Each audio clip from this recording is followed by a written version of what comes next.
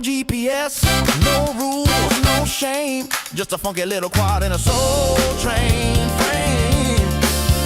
Move it low, we fly that flow.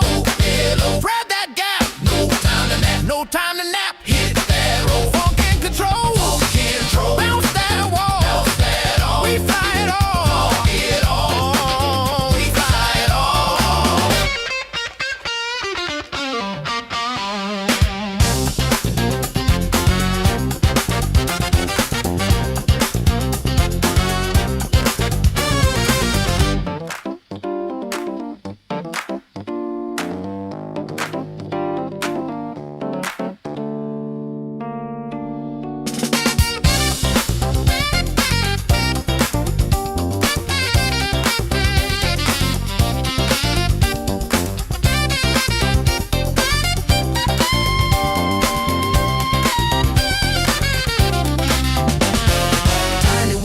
Funky and free, we fly indoors, we fly with glee. Whoop it, loop it, groove it, move it, bounce it, flip it, funk it, rip it, fly that soul, don't lose control. Tiny whoop love gonna make you whole. I thread the needle through the vinyl stacks, bounce off the mirror ball, never looking back. My quad's got soul, it's got style, it's got sass. It dips through the incense like a blast from the past.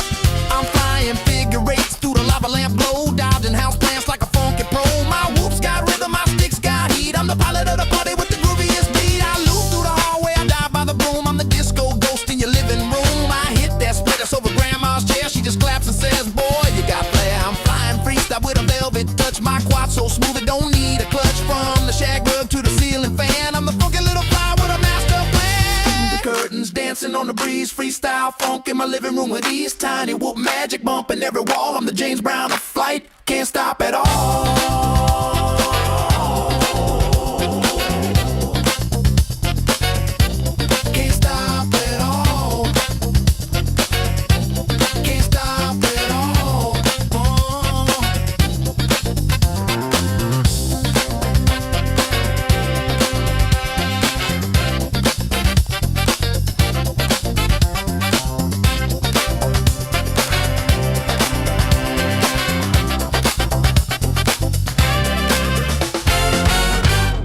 Greetings, cretins. My name's Aaron Ciotti. Welcome to Berate My Build. That's that. Oh, wait, no, it's this side. That's not it. Oh, it's rate. What is it called? Rate my rig. Roast my rig. Roast my rig. That's it. It is Monday. It is also Q&A, as pretty much all these live streams are. Look at this. You can buy these from weBLEED. It's an old school tin Band-Aid case that you can then put batteries in. Isn't that fun? There's not just one battery in there. There's 6! There's 5 down there, and then I cram one on top. I'm really trying to get these balance leads or XT30s to touch this tin and short and catch on fire. No, don't do that. Put a little piece of electric tape on the top there. You can also put tons and tons and tons of BT 3.0 batteries in there. I have 2 of these. The other one fits 6, 12, 18 or 19 of these. Really, really cool. And for all you old bastards, you might remember these from growing up when you were beaten. Kevin Sumner is the voice of God tonight. Good evening. There he is. We'll time that better next time. Thanks for coming. Sorry I'm a little bit late. It was a big family Discord day today. latency. Yeah, right. Yeah, it is 100% Discord latency. There is like a solid 1 second latency within Discord. You were just watching me fly the little RC drift cars on 8.6 day a couple of weeks ago. Super fun with my little O4 light.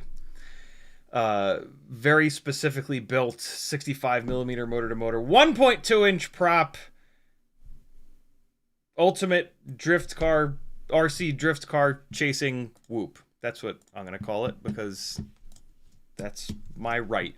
It is my right to call it that. And so that's what it shall be called.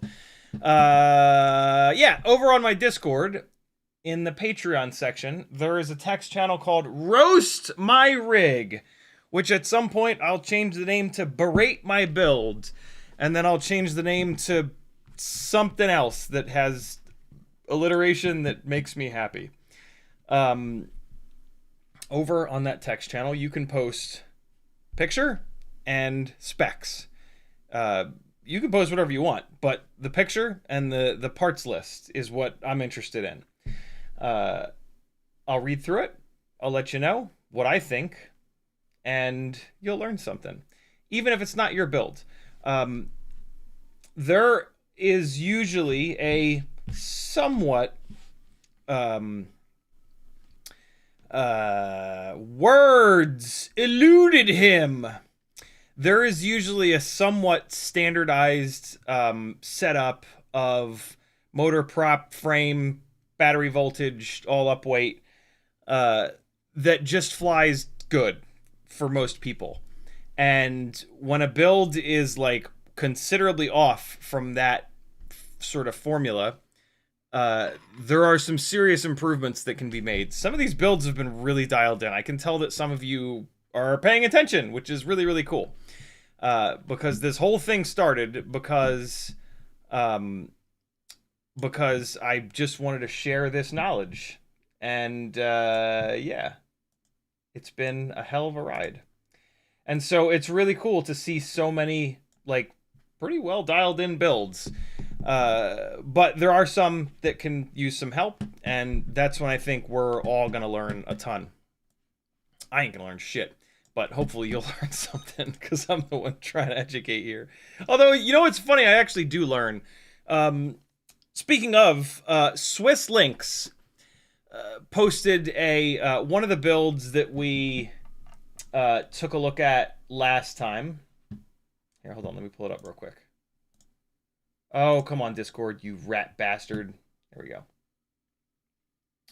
Okay, nope, nothing works.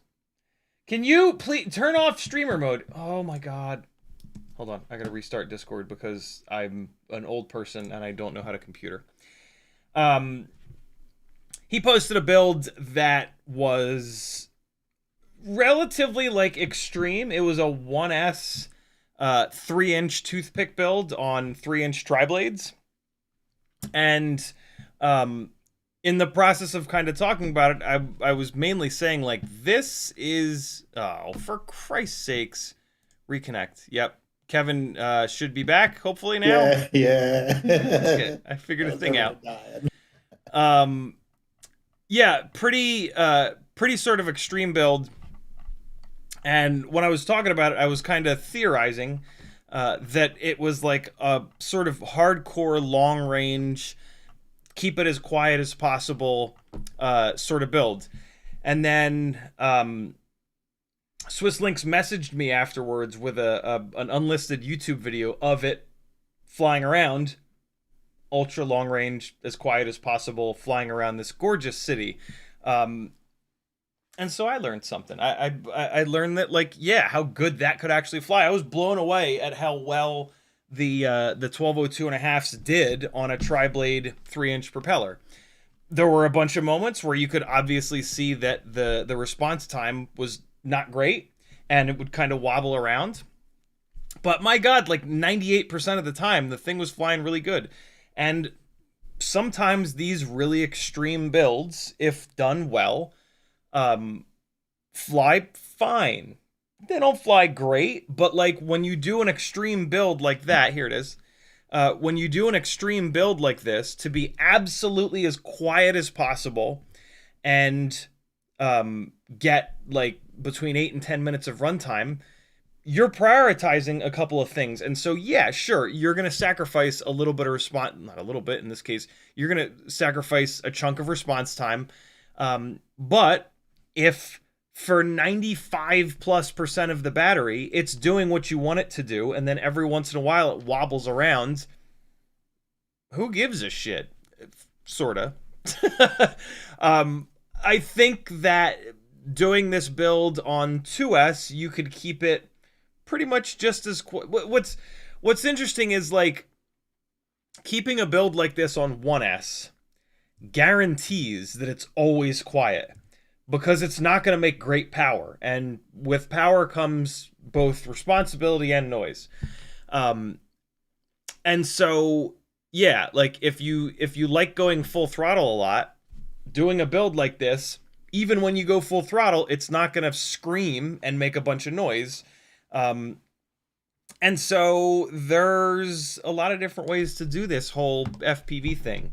And I don't ever want you guys to think that, like, you know, me roasting these, talking about these is like, my way or no other way. Like, no, I try my best to say, like, look, this is what I would do, me personally. If you want to do it different, that's totally fine. But I don't want you guys ever to feel like you have to, like, message me and, like, make excuses for why you built it that way. Nope, it's not that at all. If you like the way something flies, that is all that matters. If 100 people fly your shit and they all hate it, but you love it, it does not matter at all. We all have different tastes. We all have different, like, performance envelopes that we want to fly in. If somebody wants something that's horrendously overpowered, awesome. I love that for you. I think you're going to get sick of it after 5 batteries. And I think you're going to probably ruin those batteries in the process. But that's just me. Who cares? I'm just some gangly shitbag on the internet. What do I matter?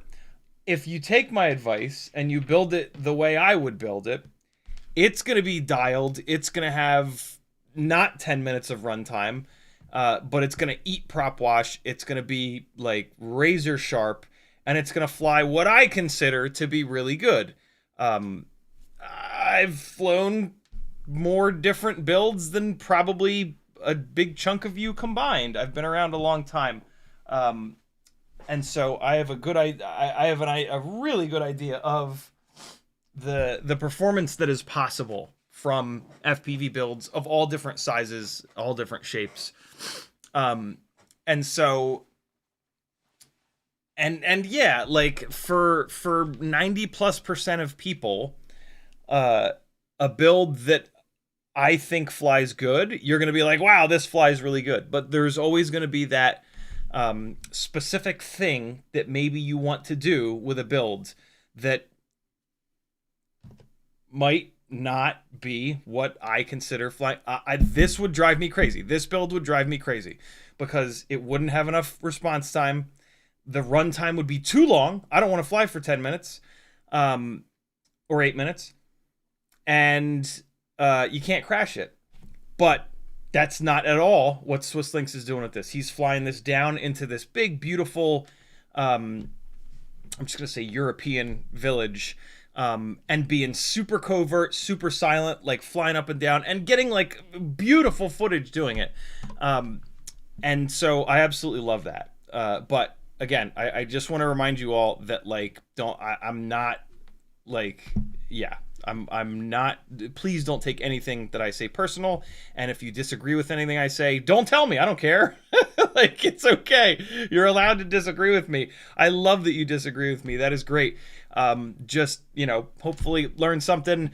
Maybe if you're doing another build, switch it up a little bit. And sure, if you've been building, like, super efficient, super slow response time stuff, and you haven't built something with, like, really good power, really good response time, do it, because most people really like the way that flies. Most people really like builds that kind of read their mind, and usually you can still get really decent runtime, and they can be quiet until you hammer the throttle, right? Like, a build with good power, even tiny whoops, when you start hammering on them, the power is going to make noise.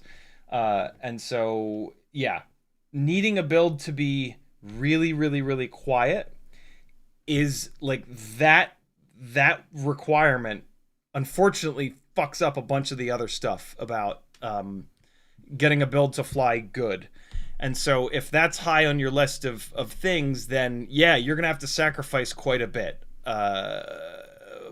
So yeah, just understand that, and take all of this feedback with a massive grain of salt that will dehydrate you and potentially kill you. But don't say I didn't tell you so. What the fuck does that mean? CiottiFPV.com is my little website where you can go and get a link to my Patreon, which is the best way you can support me, for as little as $3 a month. That's like 20 cents a live stream. You can't tell me that I haven't saved you at least 20 cents. Give it back, you greedy fuck. Although most of you, I've probably cost you more money than I've saved you, but I've saved you from buying things that catch on fire, and then you have to buy a second one of them, and then that costs you a lot of money. Right, Kevin? He's unmuting. I could see him. He's unmuting himself. There he is. Yes, I was muted. I could tell he was muted, so I had to fuck with him. Let's see. Did you save me money? You're a bad example. I've almost certainly not saved you money, but I know there's some people with only a few builds that I've. You saved actually money. you did save me money because I was getting on like a bunch of builds. I'm just holding up one because it's how my brain works. Anyway, perfect. No, because I had been through some 3-inch frames and absolutely hated them and was about to ditch micros, and then you were like, "Hey, you should try the Rip Squeak." And I was like, hey, I'm going to go try the Rip Squeak. And now I have 6 of them. And it's going to be real hard to give up. And I saved you money how? Building 6 of them. Because I didn't then go buy a bunch of 5-inch rigs that are more expensive. Yeah, 5-inch motors that are way more expensive. Right. Or go and throw money at a bunch of different random quad frames at 3-inch, 3.5-inch. It was just like, here's a Rip Squeak. Go have fun. Now I need you to finish your frame so that I can actually have a frame that when I break stuff, I don't have to go figure out how to piece something together. Right. Well, if you ever run out of Rip Squeak parts, you let me know. I got a couple. I got a couple stored up. But yeah, we do kind of all need to get off the Rip Squeak. CMYK he's another one that's got a few Rip Squeak builds. It's like I don't fly these because I can't get any replacement arms for them. I'm gonna have to do like a Rip Squeakers Anonymous. Yeah, for real. For anybody that's not super OG, the Rip Squeak was a frame by BQE, an awesome frame company out of New York, I believe, run by a fellow by the name of Bill, if I remember correctly. It's been a long time since I've talked to him.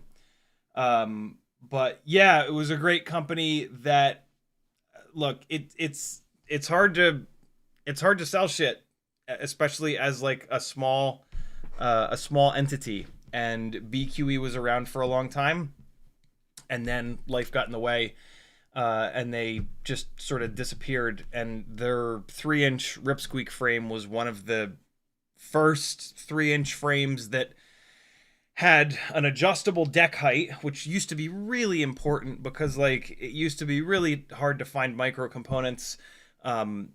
Impulse put out a bunch of 3-inch frames that were good, but they used vertical camera plates up front, so they had a locked-in deck height, and the deck height that they locked it in on was not quite tall enough, and so like it was really hard to build on a lot of the Impulse RC 3-inch frames. And so yeah, the Rip Squeak was also the Rip Squeak had removable arms, which was very rare back in the day. This is a Rip Squeak V1. And so, like, the long and short of this frame is that this was one of the very first 3-inch frames that allowed you to do a very customized build with the ESC that you wanted, the flight controller that you wanted, the VTX that you wanted, the receiver that you wanted. Most of the other 3-inch frames out there would, like, lock you in. Like, the Impulse frames were a perfect example of that. Like, there was a pretty specific ESC and flight controller that you had to do because their deck height was so locked down. These were a godsend for those of us that didn't want to run that specific setup of parts, or in my case, wanted to run a gigantic double lens run cam hybrid camera where one of them is a proper FPV camera and the other one is HD only. This camera platform is a real pain in the ass. These are 28mm standoffs to be able to clear this, and there's a triple stack of 20 by 20 in here. The ESC on the bottom where the wires are coming out, the flight controller in the middle, and then the HD board on top, and then you've also got a VTX in the back here and a receiver in the back. And so yeah, for a year or two that you could buy these Rip Squeaks. This is the V1. The V2 was a little bit longer. These were unbelievable, and like BQE they were pretty well known in FPV, but they weren't that well known, and so like there's plenty of people that I would be like, yo, try the BQE Rip Squeak, and they would not, have heard of they'd never heard of that particular frame, and so And they would get it and build it. Say again. Didn't BQE do Bot's first frame, the BotFX? BotFX? Bot something or other? I think so. Yeah. Hold on. People knew him. BQE bot. Old head. Yeah. People didn't know. People knew of. Everybody knew of BQE. A lot of people didn't know about the about this particular frame. Bot 5, BQE Bot 5. There it is. He's still got his website up. Oh my god, you can still add stuff to the cart. Oh, it's out of stock. Good. Yeah, the BQE Bot 5. That's right. Good call. With the round arms, solid base plate. Everything left is on sale. Right. I think he's It was sad to see BQE go. They did some really cool stuff, but again, it's hard. It's hard to sell stuff. It's hard to make stuff. It's hard to sell stuff, and it's incredibly time consuming. And you end up paying yourself, $5 an hour because everything you sell opens up a customer service conversation, and so it's tough. We're very, very lucky to have anyone in FPV that's willing to make stuff and sell stuff and deal with the world of a very difficult to learn hobby, right? Like shops that sell stuff get brand new people that have absolutely no idea what they're doing, and that is rough because those people have lots of questions, and just because they spent some dollars on your website, they expect that you'll answer all those questions with a smile on your face. And so yeah, big part of the reason that I'm not like running full speed to try to put this frame out, because I know that it's gonna be extremely time consuming, but it will come out this year at some point. I sort of promise. It's the biggest wink I can give. Let me get caught up on chat, and then we will start berating some builds. Speaking of the chat, Kevin Sumner's first, Douglas 6 was next, B. Kirk, Yukon FPV, Fizz, Frank Dr. Nicholas, Jimmy the Cow, Matthew Wagner, Flemo Fly, P Money, Level Up, Sear, Hey Ryan, Smirk Station, Mupshot, Jimmy the Cow again, Danzel the Terrible, Off Axis, Nash Cash, Danzel the Terrible. YouTube just did the thing and scrolled me to the bottom. Doubles FPV, no one is going to save you. County FPV, we're gonna leave it there. Just tag me if you want to hear me say your name. It's thrilling, I know. Jimmy the Cow says moo. Tag me and says moo. B. Kirk says, what motors are on your O4 drift car build? I have had that on a shitload of different motors. I have settled on the Screamers, the weBLEED 0702 32,500 kV Screamers. They don't make quite enough power to like throw it up into like zero throttle land to try to do like crazy flip up over the car and then land back behind the car. I tried to do that. I had 40,000 kV weBLEED motors on it, and I was trying to figure out how to do that stuff. And in the end, it's just, I would get it like 1 time out of 10. It's too difficult in that tiny little scale. And I'm not a good enough pilot to be able to do that stuff. And so dropping it from the 40,000s down to the 32.5s gave me another like 15 or so seconds of runtime. And dragging around that 04 light narrow and just like changing directions the entire battery to stay with these RC drift cars, it fucks the runtime pretty good. I usually only get about 2 minutes of runtime. Sometimes I'll only get a minute and 50 seconds. And so, yeah, it was really nice to have the extra power, but it was like, I'm going to take these motors off and put lower power motors on so that I can't do that stuff. Because then, like, when you're doing that stuff, that's when, like, some harder crashes happen, and then you're breaking more props and bending more motor shafts, and it's a cinematic build, you know. And so, yeah, those are the motors that I settled on. They are super efficient. They have great throttle resolution, and it's also a motor that I'm really used to, which is important. The weBLEED 32,500s and the Tiny Whoop 32,000s are the Tiny Whoop motors that they were like the first powerful Tiny Whoop 0702s, and so I flew hundreds and hundreds and hundreds of batteries on them. And so yeah, I just have a really good feel that they just feel like home to me. And chasing the little RC drift cars is like practically impossible to do it down an inch off the floor. And so you got to do everything you possibly can to make the build fly as like normal and almost kind of boring as possible. Because yeah, you have to be absolutely dialed in to be able to get those really, really cool angles and shots of those little fellas. FizzPV says, roast what I sent you in a DM on Discord. Put it into the roast my rig. I try not to have sort of favoritism, and God knows what either of us have said in those Discord messages. I pretty much never put Discord conversations up because I don't want to put something up that somebody doesn't want to see from either you or myself. HotboxFPV says, how long do you think ELRS will be the go-to radio link? What a good question. That's a really, really good question. It maybe forever, to be honest. It's so low latency, it's so good, and it's an open source project, right? Like, how long do you think Betaflight is going to be the go-to flight firmware, right? What if you asked us that 10 years ago? If we'd said, yeah, for the next 10 years, you'd be like, oh, you're fucking high. And here we are. The previous radio links had not problems, but like either the latency wasn't low enough or the range wasn't enough or they were closed source, right? Like ELRS is this magical thing where they've got both 900, they've got 2.4, they've got dual, right? Both of them now.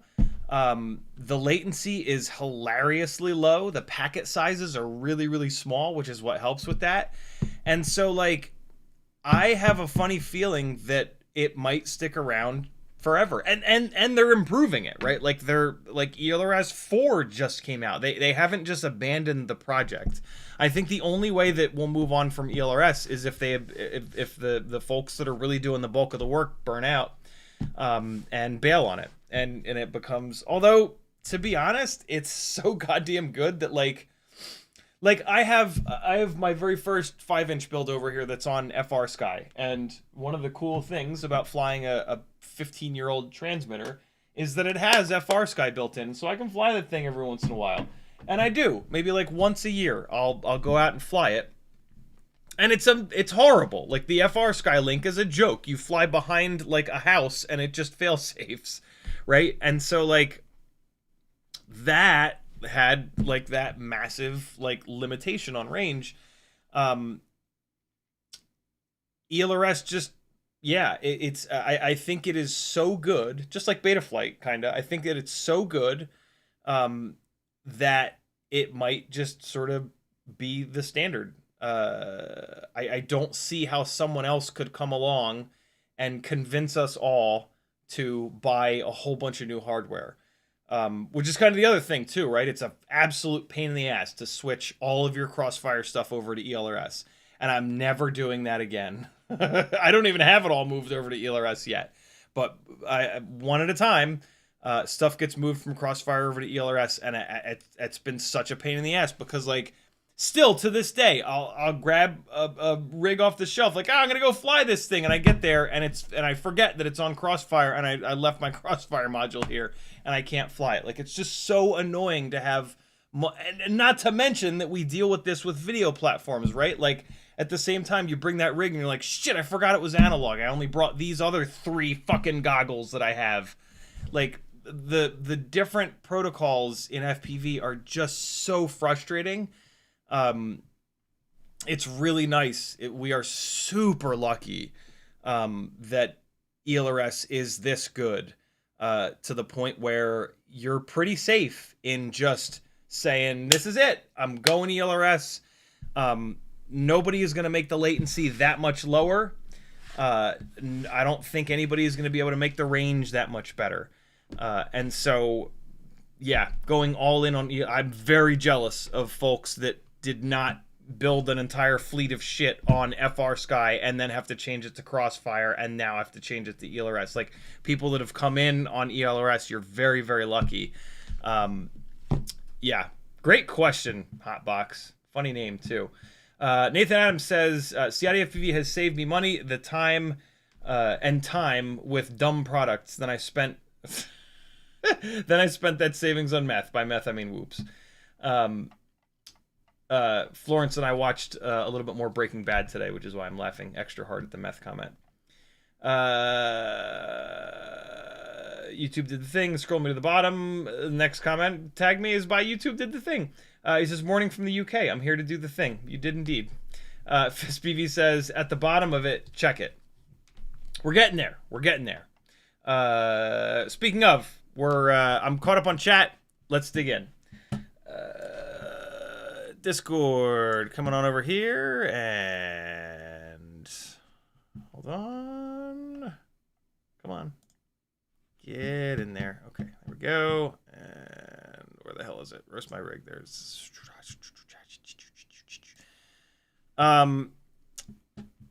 For some reason, Discord has Kevin's picture up here, and it won't let me... Oh, there it goes. Got it. Nope. It doesn't typically do this, but Kevin, your picture is going to be on the screen. So I don't care. I can't change it. I guess you can turn your video off if it bothers you. Just don't flash any gang signs that are going to get me in trouble with rival gangs. There it is. Even better. Trying to find where I was. I think I'm pretty close. I know I'm pretty close. There it is. There's the last beef. Enigma with a Grinderino build. 249 grams with a battery and Vifly mini battery beeper. Been having a lot of fun with this one. Flywoo Goku GN 745 45 amp AIO. So 45 amps is overkill, but it is kind of nice to just dump an AIO into a build that's never going to blow up. And so basically a 45 amp AIO in a micro is never going to grow up. Great. Never going to blow up, which is great. I love that. The only problem is it's a little bit heavier than it needs to be. We're talking like 1 gram, 2 grams. So that's not that big of a deal. I think the bigger sort of not problem, but like ding on doing that is that you pay more money than you need to. You could have gotten a 25 amp or a 35 amp AIO for, I don't know, maybe 10 bucks less, 15 bucks less, maybe 20 bucks less, and it would probably survive. But this AIO, if you ever get sick of this build, you could take this 45 amp AIO and build like a 5-inch rig, depending on how big the FETs are. But like going too big on the ESC or the AIO is always a better idea than going too small, because too small you'll blow it up and then all that money is completely gone. It literally goes up in flames.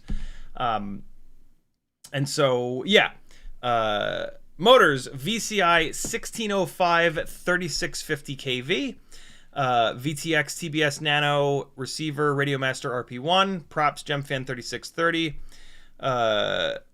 Foxeer Predator Nano camera, battery 4S 650. So, Grinderino frame is pretty heavy. These motors are pretty big. 1605 is a big boy motor. And so the motor and frame are a good match. It's a heavier frame. He's got the weight down to 249 grams all up because of the little battery. This is a little small of a battery, in my opinion, for this build. Although it is also like just big enough of a battery. I would run this build, and all of my 3.5-inch builds are run on 4S 850 mAh batteries. And I mean, like, if you're going to do something to bring the weight of a build down below 250 grams, doing it with the battery is a great idea, because then, you know, you can just buy a bigger battery if you want more runtime or a little bit less battery sag. But yeah, like I think what I'm getting at here is like the only problem that I can see with this build is that this is a little lower of an MAH. battery than I would go with. Maybe Enigma doesn't hammer full throttle all the time, in which case this battery is absolutely fine. But what I will say is that this is a 3.5-inch build, and personally, I don't like how floaty 3.5-inch builds are at 250 grams. If there's a reason that you built it at 249 grams, like your neighbor is an FAA agent, awesome, totally cool. For me, I've never run into the FAA. I've never had any police officer ever have a scale to make sure that my builds are sub 250 grams, right? And so I've kind of always flown 3-inch, 3.5-inch builds that are over 250. They're not 500 grams. They're not death machines. They're like 280 or 290, right? Like, it's fucking fine. The 250 gram number is absolute horse shit. Anyway, and so, yeah. But that is really like I think the only improvement that I would maybe make to this. If we're really nitpicking though, I think this RP1 is, and I can't quite, although is that an it? If this is a Mini Mortal T antenna here, then totally disregard what I'm about to say. But I thought the RP1 was one of these little like Tiny Whoop style receivers that has the little ceramic antenna on it. That's the RP2. Say again, Kevin. That's the RP2. The RP1. That's the 2. Okay, cool. So yeah, that is a Mini Mortal T antenna. So perfect. What I was getting at here is that on a carbon fiber frame build, you do not want to put a receiver inside of the carbon fiber with a little shitty ceramic antenna on it. Carbon fiber is really good at blocking RF. And so if you were to do that, let's take this frame for example.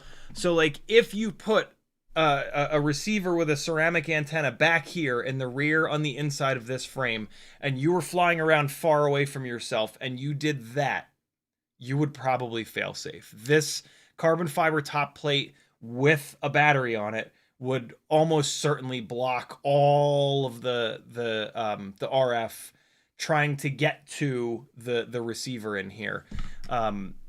When you're far away, when you're closer, there would probably be a bounce that would make it around the corner. But yeah, that is a real thing. Try to always have on a carbon fiber build, and or on any build that you're going to fly far away, make sure that the antenna is external on the outside, because just getting the antenna on the outside of the carbon fiber makes a massive difference in how often either the battery or the carbon fiber are going to get completely in between the antenna and your transmitter. Also, that little ceramic antenna, the antenna itself is infinitely small, right? Like a Mini Mortal T antenna is like this long, and so there's just more of the active element of the antenna, and sometimes all you need is like a millimeter of that in clear air between your transmitter and the quad to pick up some sort of a signal so that it doesn't go into failsafe. So that's where I was kind of going with that. Yeah, this is a great build. These props on here in the picture are the HQ 3525s, I believe. These are totally fine. The Gemfan 36, what are they? 3625, I think. No, 3630.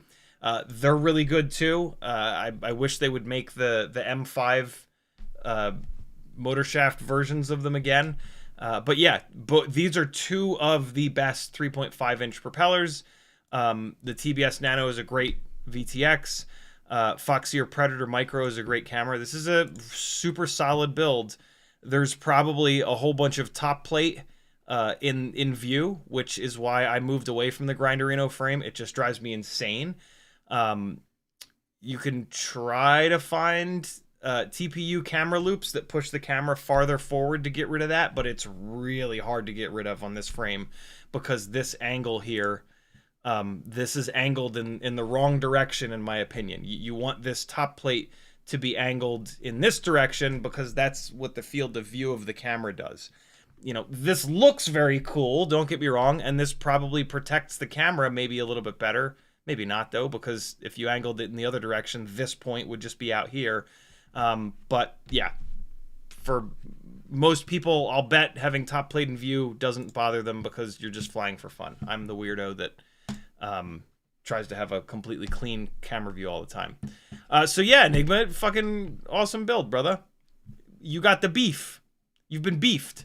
Chef Bruno with the Pinky 3.5 inch, his very first build. Very cool. Another Grinderino frame. Speedy B F405 Mini 35 amp. This is a stack that will last forever in this build. 35 amps times 4 is more amps than you will ever pull from a 3-inch, 3.5-inch build. And so, yeah, good choice on the stack. Oh, another set of the VCI motors. Oh, I forgot to mention, too, the KV on these VCI motors is just about perfect for a 3.5-inch build. 3500, 3600, 3700 KV is really good for 4S on a 3.5-inch prop build. Same exact set of motors, Gemfan 3520. So this big of a motor, a 1605 motor, will easily turn a more pitchy propeller. So for the Chef here, if you're not getting enough power or durability out of these Gemfan 3520s, Gemfan makes a 3525. It's a little bit harder to find, but it exists. HQ makes a 3525, and then Gemfan makes the 3630. And so any one of those three props will make noticeably more power, and they will be more durable because more pitchy props are almost always stronger propellers. Being more pitchy, they're going to deal with more like force pushing up on the propeller blade because they're going to make more thrust. And so the prop manufacturers know this, and they make the hub more durable. They make the hub taller usually. They make the propeller blades thicker to deal with that. And so, yeah, I know it might feel a little bit weird to like tie durability together with how much pitch, but there is a reason for it. Camera Runcam Phoenix 2 Blue. That was one of my favorite cameras way back when. Camera on the bench. We got that. VTX HDLRC Zeus Nano. I've not had great luck with HDLRC VTXs. Everyone I've ever run has caught on fire or just died. Yeah, tread carefully with that VTX, and if you want something more durable, just stay away from HDLRC in general. Receiver Radiomaster RP1, same exact one. This is like a car. Did you guys copy off of each other with these builds? How did this happen? And they're right next to each other in here. This is wild. They both have buzzers too. This is weird. Antenna Foxeer Lollipop 4. These Foxeer antennas are significantly cheaper than most of the other antennas out there, and I've had really good luck with them. Ovonic 4S 850 mAh and Dogcom 4S 850 mAh. Love it. And then the paint. Color Shot Primer Matte White, and then Pink Farmer's Daughter White Metallic Bubble Bath. Nice, dude. I've painted a couple frames in my time in FPV, and for how hard and often I crash, it just comes right off. And then I don't like the way that it looks when the paint is flaking off. I feel like it looks worse than if it was unpainted. But I've never primered, and so the primer will probably make this paint stick a little bit better, which is pretty cool. TPU Fly High, his favorite dealer. Good favorite dealer to have. Fly High is awesome. Action Cam is the Runcam Thumb 2. Very cool. Dry weight 230. All up weight with the thumb 327. All up without the thumb 327. With the thumb 371. That, good lord, that's getting heavy with the thumb. It's because of the big battery. It's because of the Grinderino frame. It's because of 1605 motors. I'll bet it flies awesome. The heaviest 3.5-inch rig I think I've ever flown is the Siren A F35, which is 330 something, and it flies awesome at 330 something grams. At 370, that might be kind of pushing it. That might be getting up into like 4-inch kind of territory, but good luck finding a 4-inch frame. They're pretty rare. So yeah, dude, cool build. Great setup of parts. If you wanted to make it a little bit lighter, these TPU arm, we talked about this last time, these TPU arm covers, there's a lot of extra material down here. You could easily just cut probably 4 or 5 grams off the ends of the arms by just cutting. Just take these off and just cut like here all the way around, and then like just E6000 it or something. And the other thing you can do is, what I do is I only run the TPU arm protectors in the front, because the front gets, you know, hit way more often than the rear. And so if you wanted to bring the weight down a little bit, that would be a pretty easy way to kind of save, I would say, at least 5 grams. But yeah, 3.5-inch props are big. And so at 330 grams, it's going to fly great. I didn't get through all the pictures. At 370 though, but at 370 you're carrying this external camera, and so in theory you're doing like more cinematic stuff, in which case the weight's not that big of a problem. So yeah, the paint looks really good on there. I guess that's the primer showing through on the sides. There's all the parts. And I don't do this enough. I need to do this on, I need to start doing this on every single build. It's just so cool to lay everything out like this for just, you know, posterity. I think that's the word. Nice, dude. Very nice build. Very good selection of parts. I'm about it. For the love of God, clip this off. You're gonna. Yeah, I gotta pick a beef with this. You're gonna make me crazy. So look at the zip ties. 2 blue on the left side. Oh my God. A green one God. and a white one, and none of them are clip flush. Yeah, I mean, I'm down with them all being different colors, but there's 2 blue. I can't have it. Oh, well, here, look. Here we go. There's the solution. Cloth tape. Oh, okay. Did he switch to cloth? Okay, so which one's the before and which one's the after? Did he switch Yeah, exactly. to cloth tape? I'll bet you this is the after here, because what sucks about that cloth tape is that when you put it on, you take it off, you can't put it back on, then you got to cut the right length again. And for me, it's like, fuck it, I'll just use a zip tie. So I'm going to guess that the zip ties are after. I'm going to choose to believe that the zip ties are before, but Chef, if you do end up coming to Castle Crash, I have a big bag of multiple different colors of zip ties. We're going to get a matching 4 set, and we're going to stick them on your quad. There it is. That's not a threat. That's not a promise. That's a threat. Not only will you have fun at Castle Crash, friends, but your builds will potentially get fixed. And yes, I said fixed. One of there's a when you start to get into therapy, there's like a set of rules in therapy. I forget what it's called, but one of the rules is use your words impeccably, and I used my words impeccably just now. Tough Guy FPV, what is happening with a demibot? It's all bot grinder builds. Yeah. Did bot send his grinderinos to come invade your stream? Yeah, right. If so, top work. God damn, that is top level marketing right there. So we've got VCI Yuki 2110 motors. I'm gonna guess that those are a 2207. Drains batteries like a Capri Sun, indestructible muscle car kind of ride. Next is Tooth Grinder Max 2.5. So I don't have like a full component setup to berate on this one. We've got, looks like, so there's a 5-inch build for those of you that are blind, I guess. We've got a big old 1000 UF looking capacitor. This looks like O4 Pro in the back, right? That's not O3. We can tell by the camera. It's a giant camera. It could be O3. It doesn't really matter. O3 or O4. So we've got 4K on board. That's awesome. Or 2.7K on the board. Either way. On board, rather. This needs to get handled. It looks like... This looks like a really sketchy solder joint right here. The wire is kind of coming off. Fix this up. This rig is big enough to really hurt somebody. Or do a lot of damage to a car, which will cost you money. So get this under control, because yeah, that's a little scary. This is a great picture with the light is really nice in this picture. This is there's backlight going on, when you become a total lighting nerd, every single image that you look at, you figure out very quickly like what we call quality of light. What's the quality of light? How big is the light source? How many light sources are there? Where was the light source located?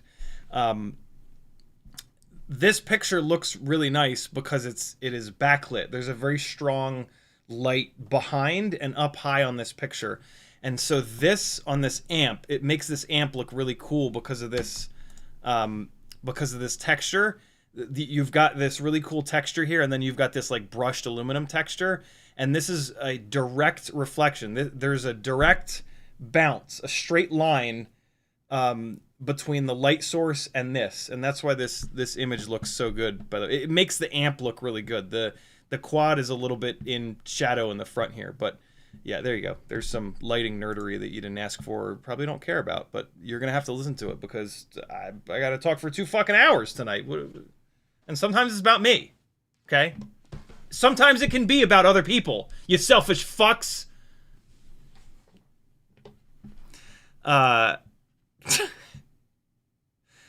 We've got some arm LEDs, which I absolutely love, but we've got some more. Another janky solder joint here. This one looks good. This one looks nice and smooth, but this one looks like it's about to break off. More flux and a little bit more time on the pad. You want to make sure that you get both the wire and the pad really hot. And so get the wire into position. Get flux on there. Get you a syringe of flux paste. This will improve your soldering by 10-fold.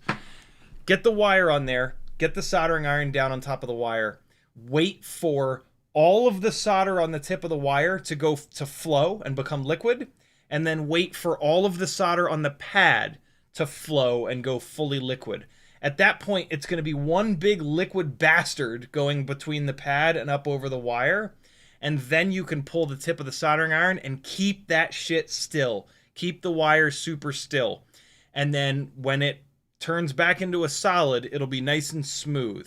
I can tell this solder joint wants to break free because of the angle. There's just sharp angles on it. You never want these sharp angles. You want it to be nice and smooth like this. If the solder joint is nice and smooth, it's strong. Even if it's cloudy, your solder joints, first and foremost, need to be rounded and smooth.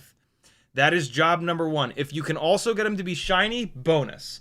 But if they're cloudy and smooth, it's nice and strong.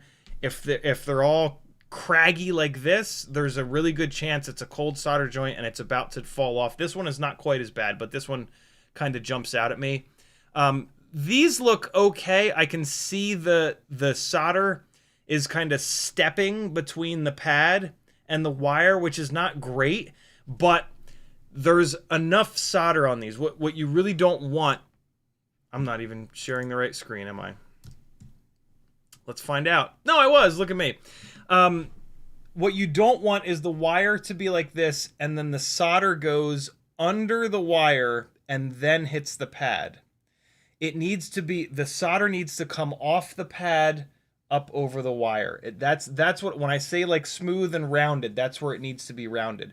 There is enough solder on those other pads. It was kind of like stepping up, and that's not ideal, but it's not a solder joint that is probably going to fail. It's when they're super craggy and you can just see the whole bottom part of the wire, and then the solder comes out for the pad itself. That's super sketchy. So yeah. What else can I see here? I think that's about it. It's hard without a parts list, but I feel like maybe I helped a little bit. These VCI motors make horrendous power.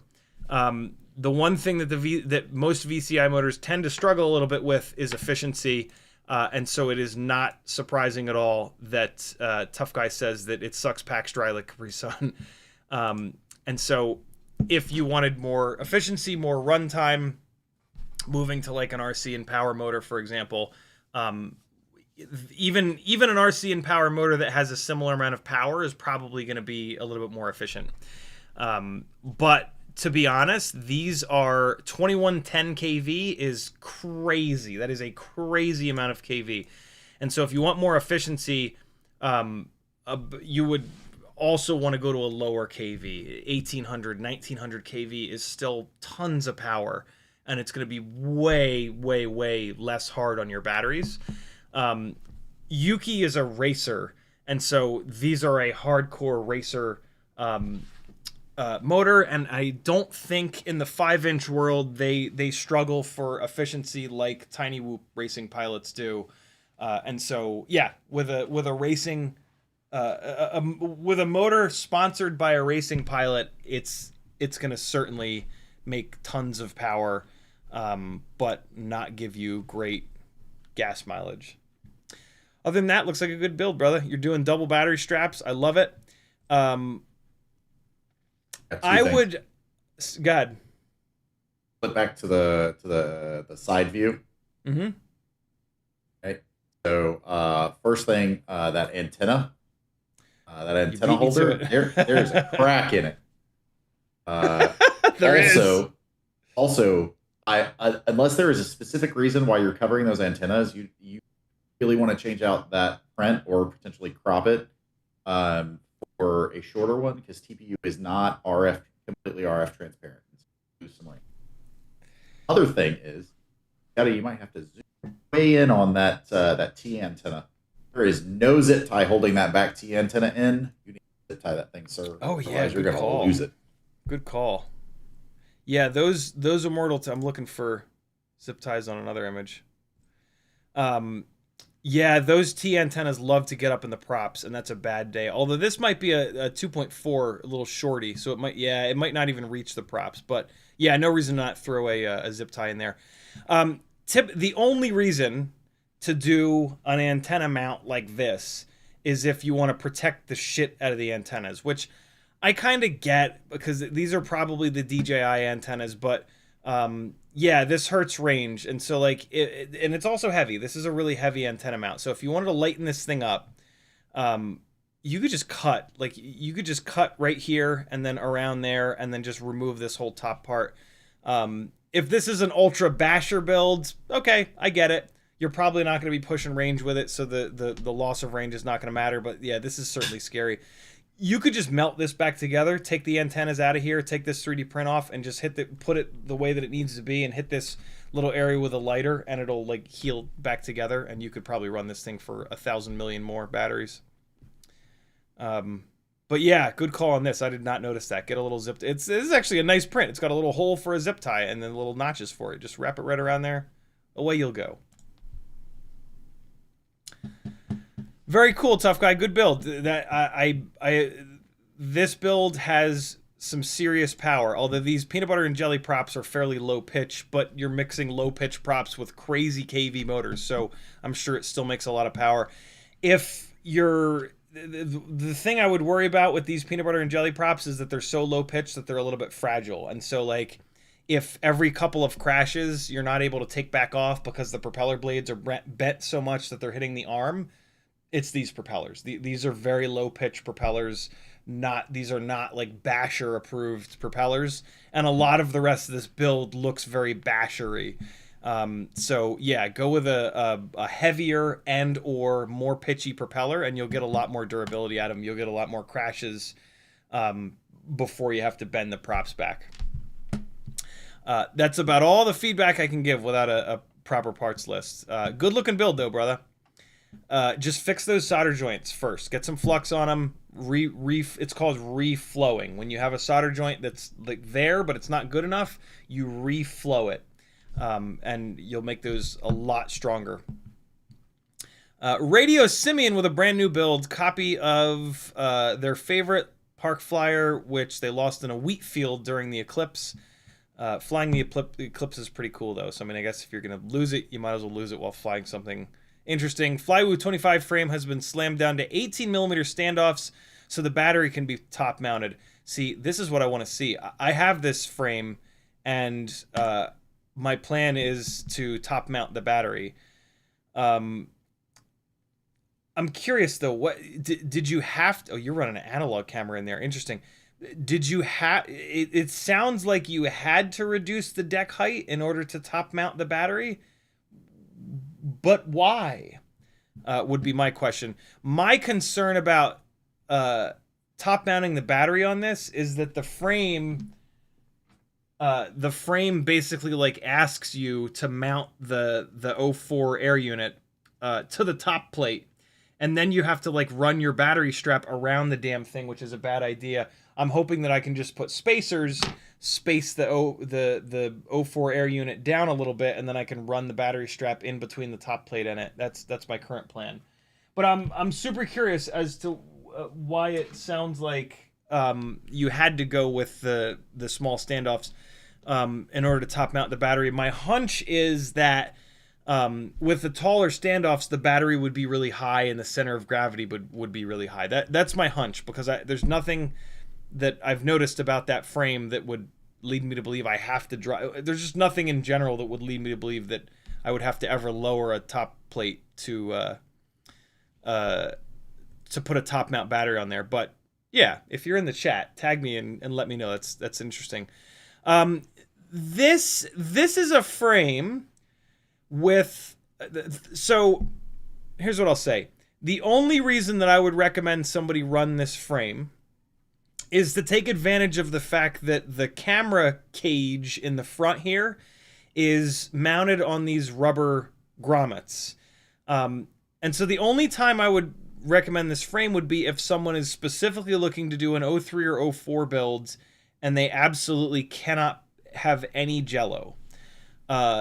This looks like an analog build. And so I wonder if, oh, look at the LEDs. That's cool. I wonder if the one that got lost was on O3 or O4 and you just fell in love with the way it flew and just bought the frame again and decided to do an analog build this time.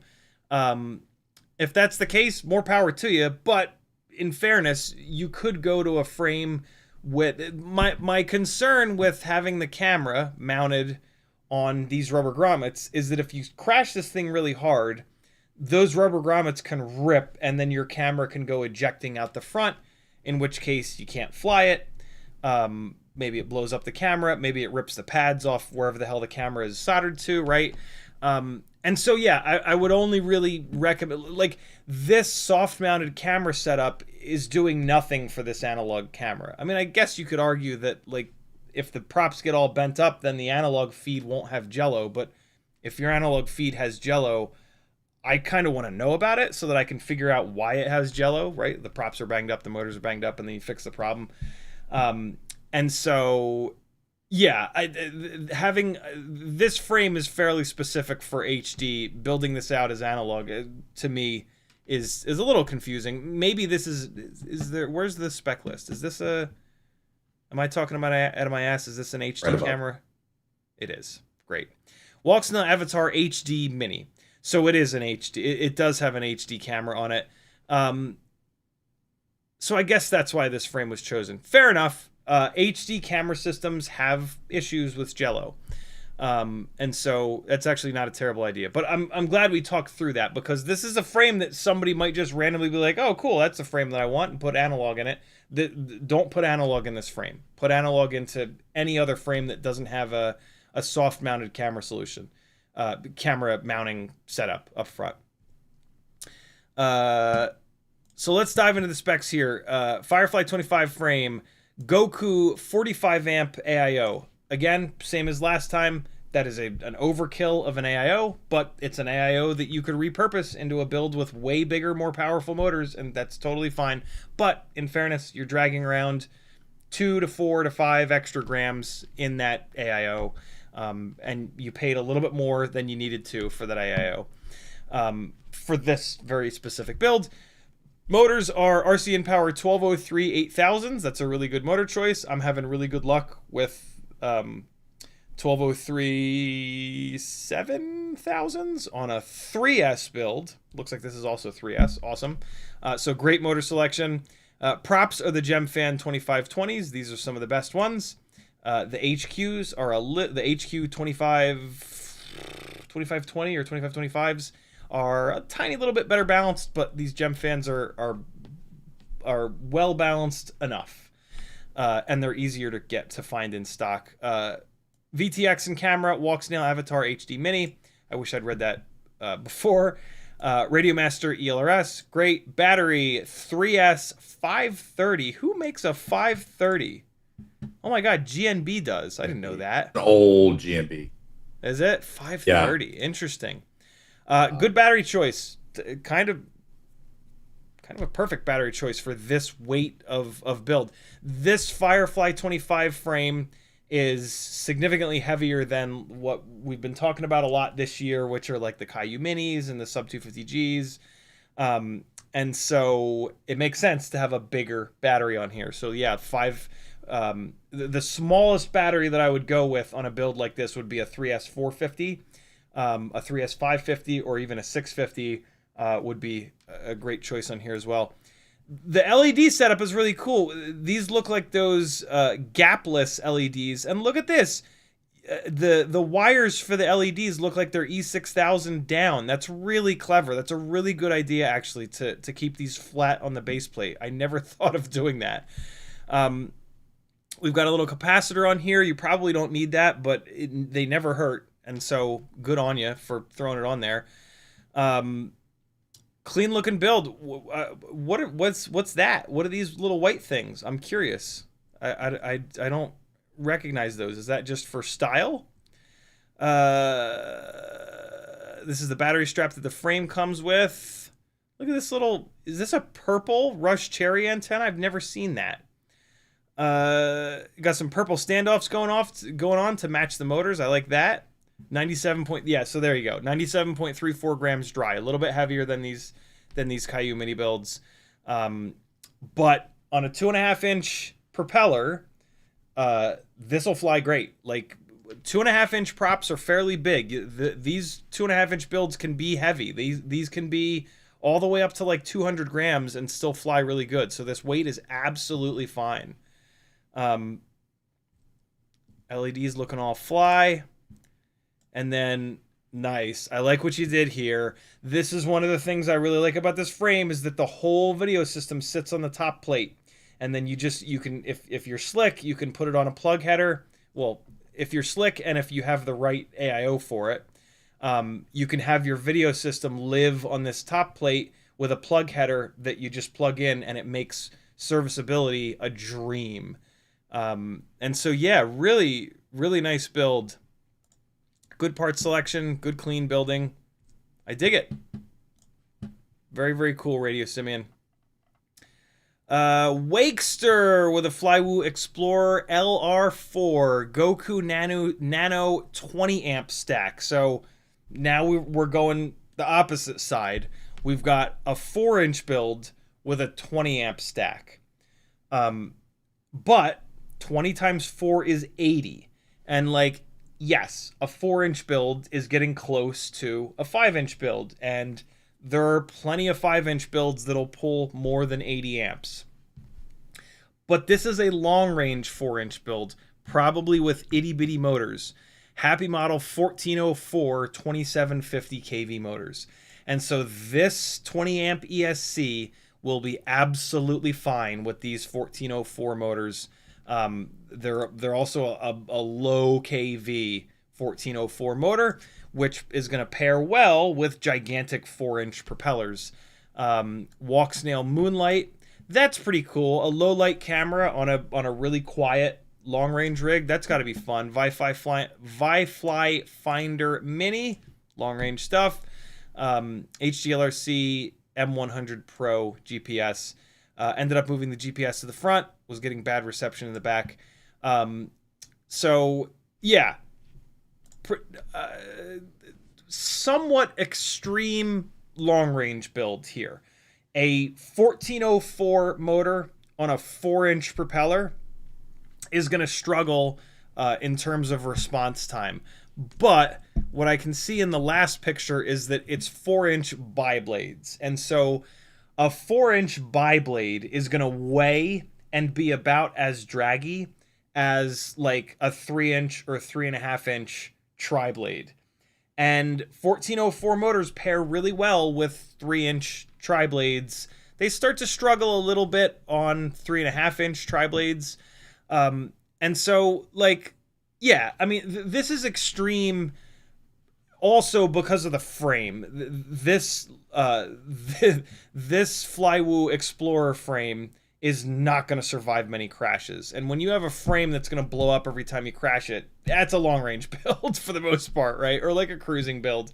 And so, yeah, that's a big part of me also calling this sort of an extreme build. This is not like an ultra extreme build, but yeah, this is a full tilt long-range build. Like, this is not something that you're going to fly traditional sort of freestyle with. Boy, that camera is big as shit. It's been a while since I've seen this camera, and I forgot how big the front element of the camera is. It makes sense. It's a moonlight camera, and when you're trying to fly in low light, you got to collect as much light as you can. One of the best ways to do that is with the giant lens aperture up front. So totally makes sense. Nice clean build, nice clean wire runs here. Everything is twisted up. I love it. The XT30 sitting in here, that's kind of slick. I wonder if they meant for it to be like that, or if you just kind of figured that out, but I like it.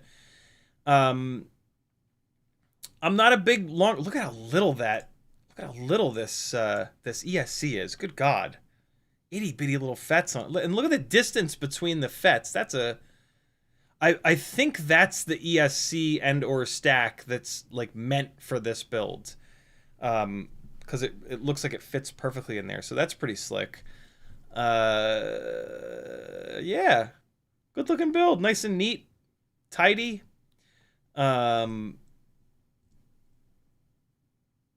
That's about, boy, oh boy, that is a, I don't know if if it just looks big, but that VTX it just looks huge in there.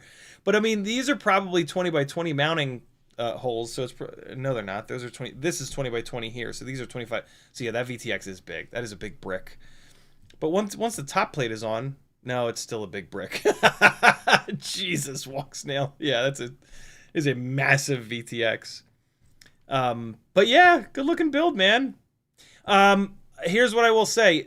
From what I understand and from what I've experienced, walk snail antennas suck. And so if you want better video reception on this thing, swap these out for some True RC singularities, or probably an antenna other than these is going to give you a much better connection in terms of video.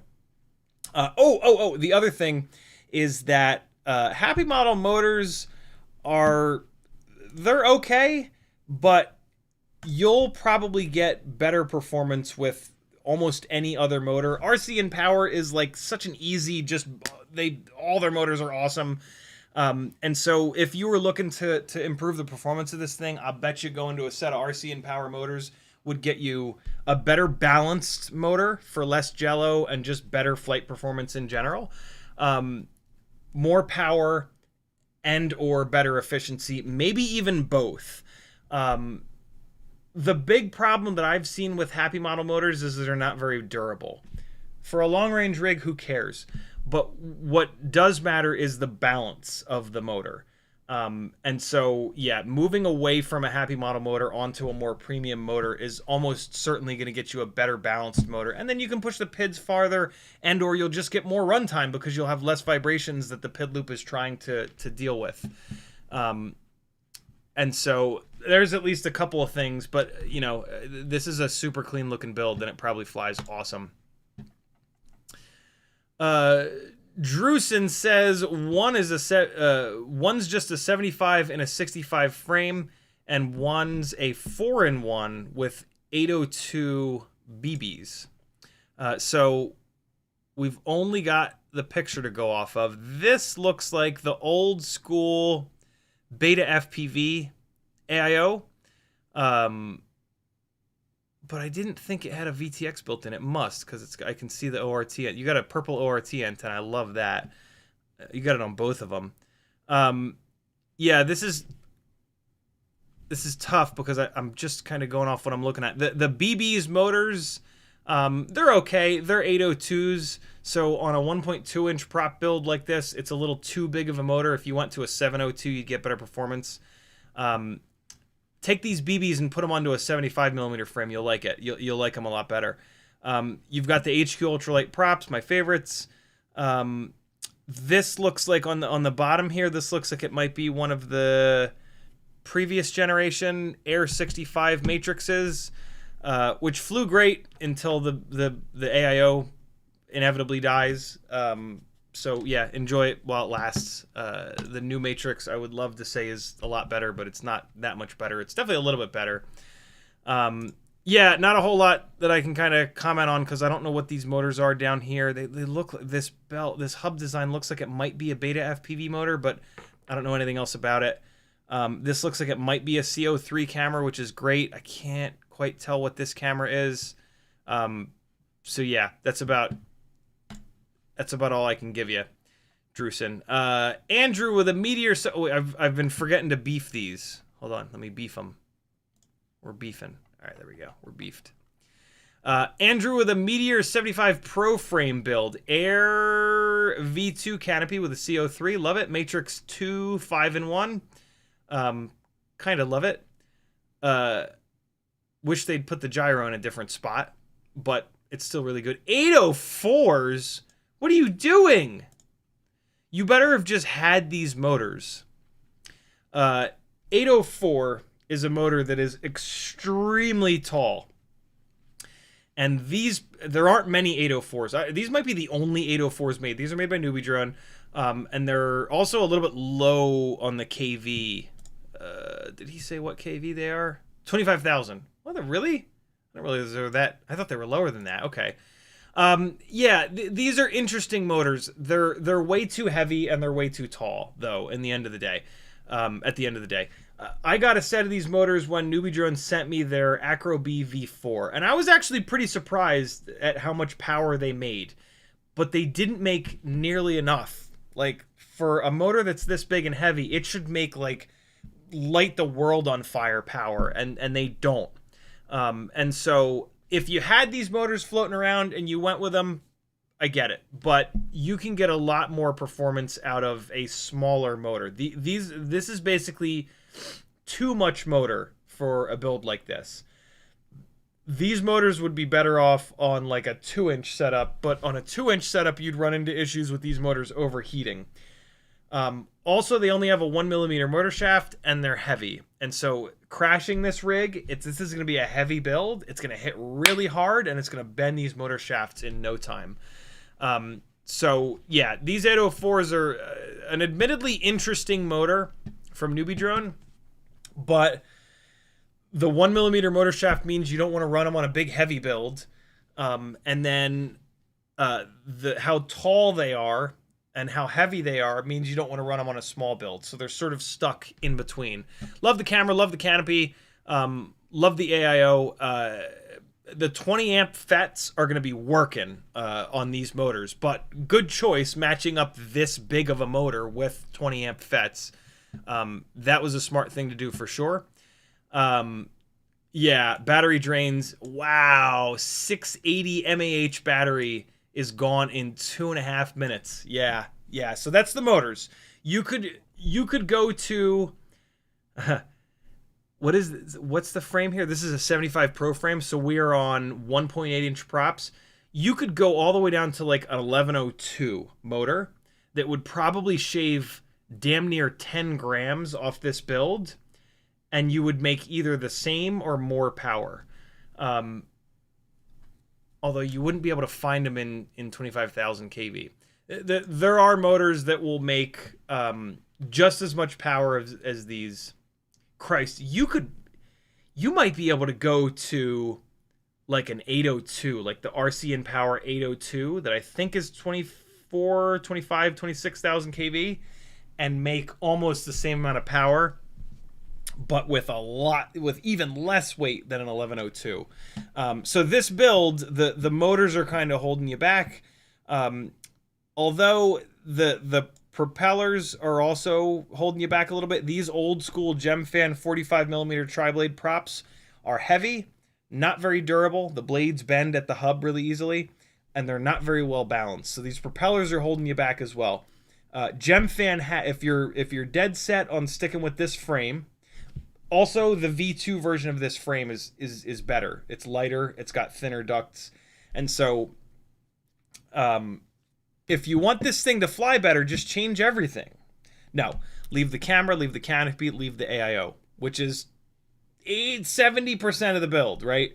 For a couple of bucks, you can get the Air 75 V2 frame. Meteor 75 Pro V2 frame for like $4. That'll make a difference for sure. Motors, they're going to be a lot more expensive. Propellers, couple of bucks. The new Gemfan 1811 propellers, and then there's also an 1816 propeller. They're both going to outperform the shit out of these propellers.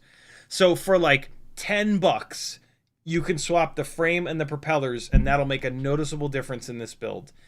And then if the next step would be swapping these motors out to like an 1102 or a 1002, the GEP-RC 1002 25,000s would rail on this build.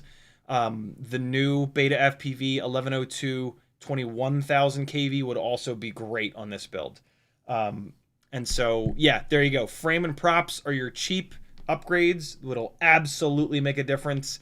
And then the next level would be motors. Battery drain, a 680 mAh battery draining in 2 minutes and 30 seconds. Yeah, those motors are just roast. You said it. You said roast it. These motors are roasting that battery.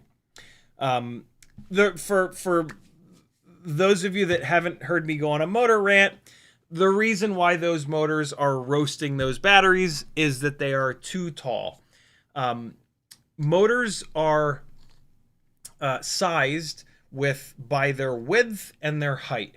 So 08 is 8 millimeters wide, 04 is 4 millimeters tall. The ratio of width to height is very important. As a motor gets taller, it just keeps making more and more and more power, which is great, right? What's not great, though, is if it's not wide enough to stay cool. As the motor gets taller, there's not more of it doesn't really cool itself down. As a motor gets wider, more of the motor is in the downdraft from the propeller.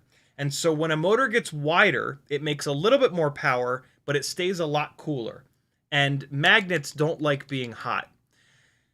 So when you just make a motor taller, when you go from like this model is based off of an 802. 8 millimeters wide, 2 millimeters tall. 2 millimeters tall. 2, 4, 6, 8. So that's a ratio of 4 to 1, right? You take the height of the motor and you multiply it, you add it to itself over and over and over again until you get to the width. However many times you added it to itself, that's the ratio, right? And so an 802 is a 4 to 1 ratio. That is a great ratio. That's the same ratio as a 2306, which is a really popular freestyle 5-inch motor. You can the lowest ratio that you usually want to go is 3 to 1. So a 702 is 3.5 to 1, right? And so if we were to get a 602, that would work, but there are no propellers. We won't. 702 is probably the smallest motor we'll see. But yeah, the ratio of width to height on the motor is really important. These 804s, 804, 48, 2 to 1 ratio. That is a motor that's going to be really tall and not wide enough to stay cool. And when the magnets get too hot, they turn electricity into heat, into more heat instead of into thrust. And so that's when you can have a build that gets like really bad runtime and you kind of don't know why. Like somebody else will have a build with a wider motor that'll get an extra minute of runtime. And that is why. And so that's the big problem with these 804 motors. Most motor manufacturers have stopped making motors that are 2 to 1 ratio because they just don't perform well. But every once in a while we'll see one pop up And if you can fly that rig at like 20-30% throttle and just every once in a while go full throttle just for a split second, you can kind of get away with it. But if you're flying it around like 50-60% throttle, it's just going to absolutely obliterate that battery. It's going to be, the motors are going to be getting really hot. And once they start to get hot, it's like exponential, and they just turn all of your battery juice into heat instead of into thrust. So there you go, friends. B. Kirk with a newbie drone race spec V2. Transplanted into, oh, very cool, into a Carbon Fury 65mm frame. 702 30,000s, the newbie drone Hummingbird ones, which make mega power. Gemfan 1208 propellers. Good lord, get these old ass props off here. These props are old news, brother. Why are you running these propellers? Thing is fast and so far durable. 18.2 grams, so it gained a little weight. I've heard great things about this frame. I can't wait to get my hands on either a 2-inch or 1.6-inch version of this frame to see if it could be a cool outside HD setup. I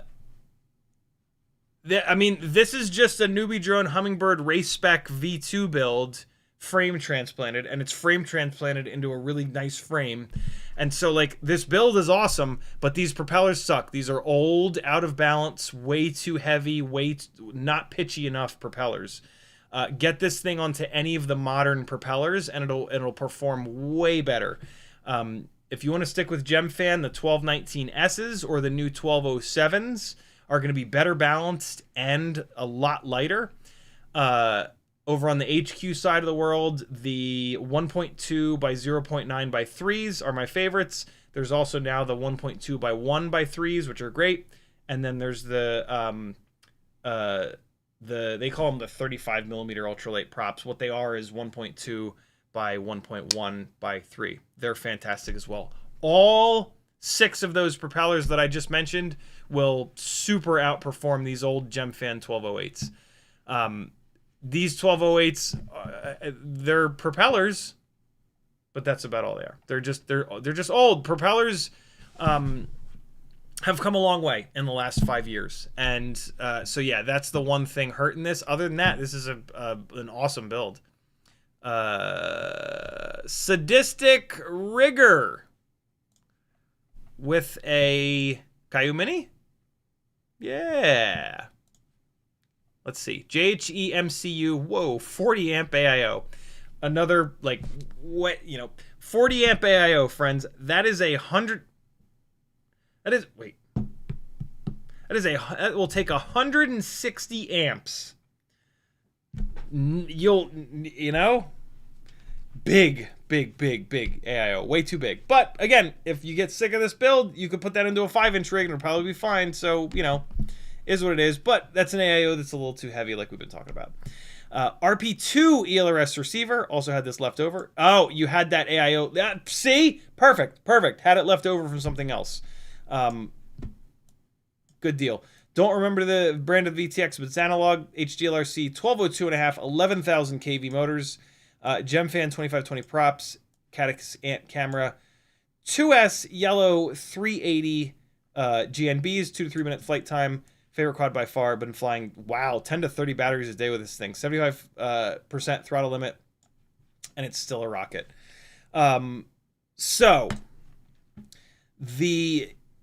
if you think you like this now on 2S, you'll really dig it on 3S. And with an AIO like this, with a giant AIO like this, you might as well. This may very well be an AIO that'll take up to 6S. It'll certainly take 3S. Not certainly. Make sure you look it up. But I can't possibly imagine a world where anybody has made a 40 amp AIO that maxes out at 2S. So I can almost guarantee you that this AIO will take 3S. It's bigger than it needs to be. Do it. Get this thing onto 3S. You will get more power and more flight time from it. Although, you know what? It'll get heavier because you're already running.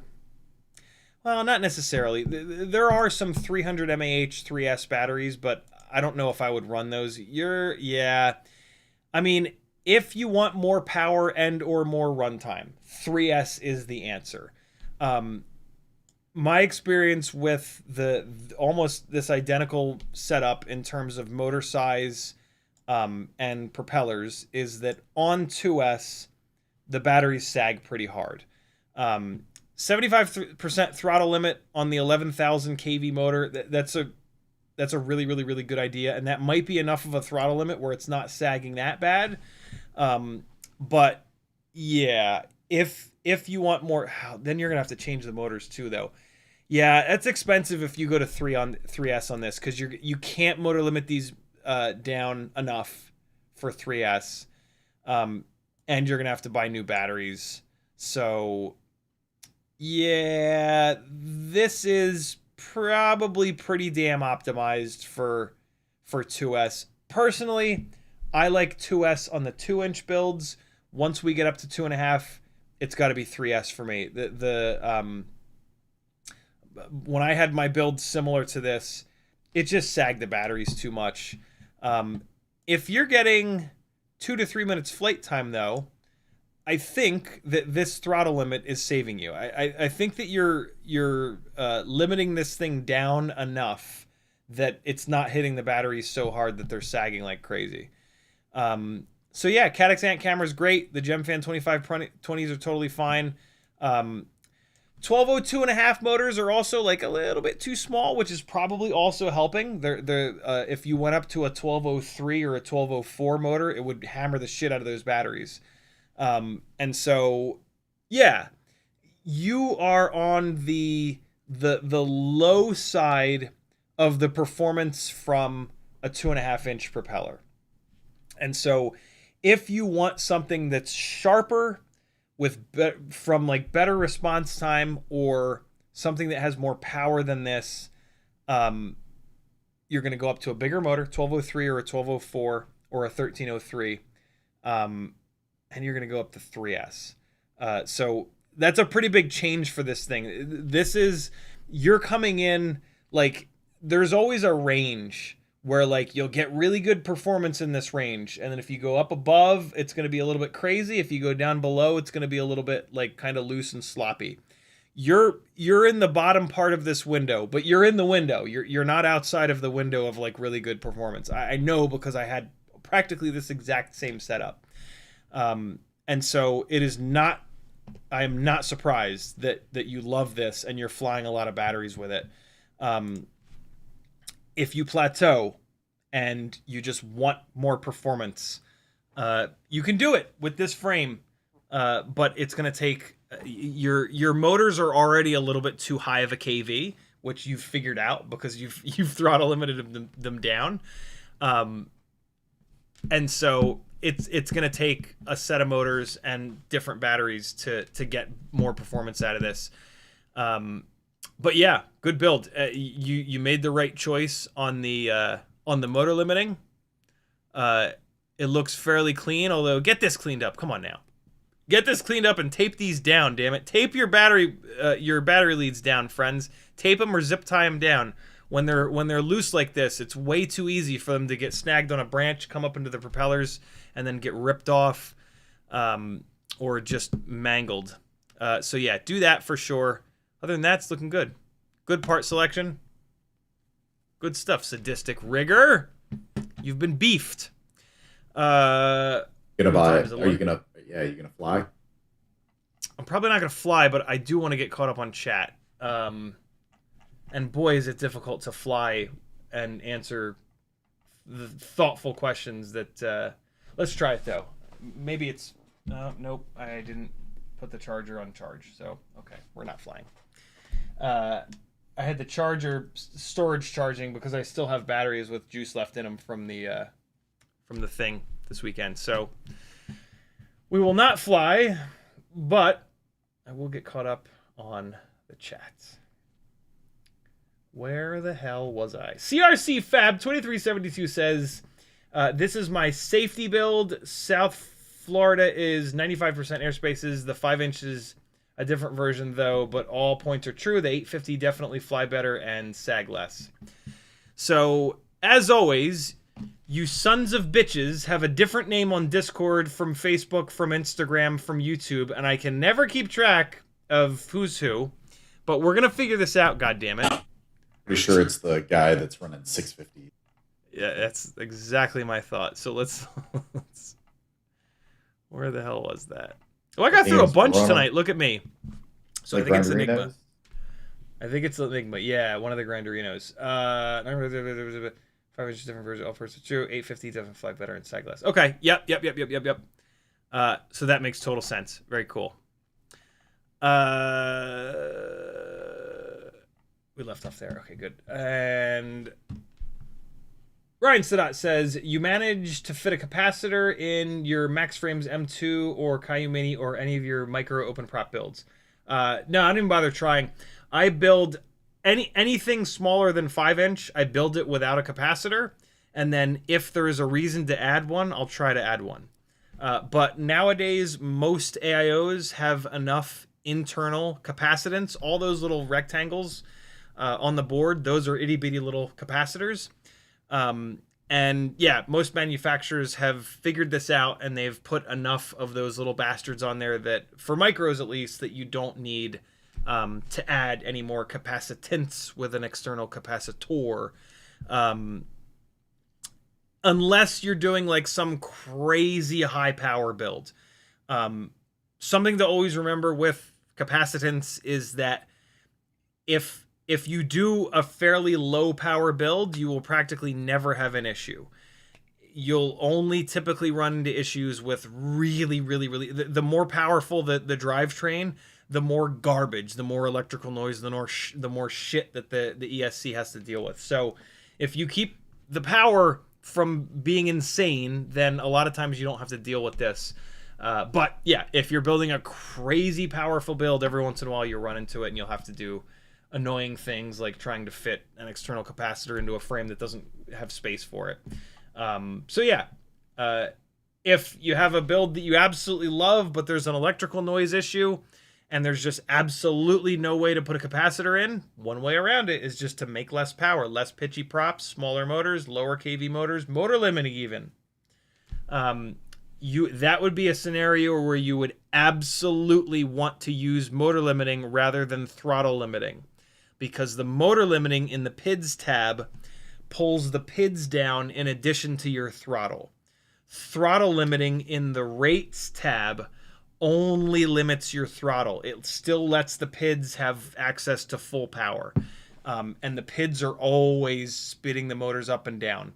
And so that's where the electrical noise can be coming from on a really powerful system. So motor limit, this is one of the big reasons that I always recommend you guys run motor limiting instead of throttle limiting.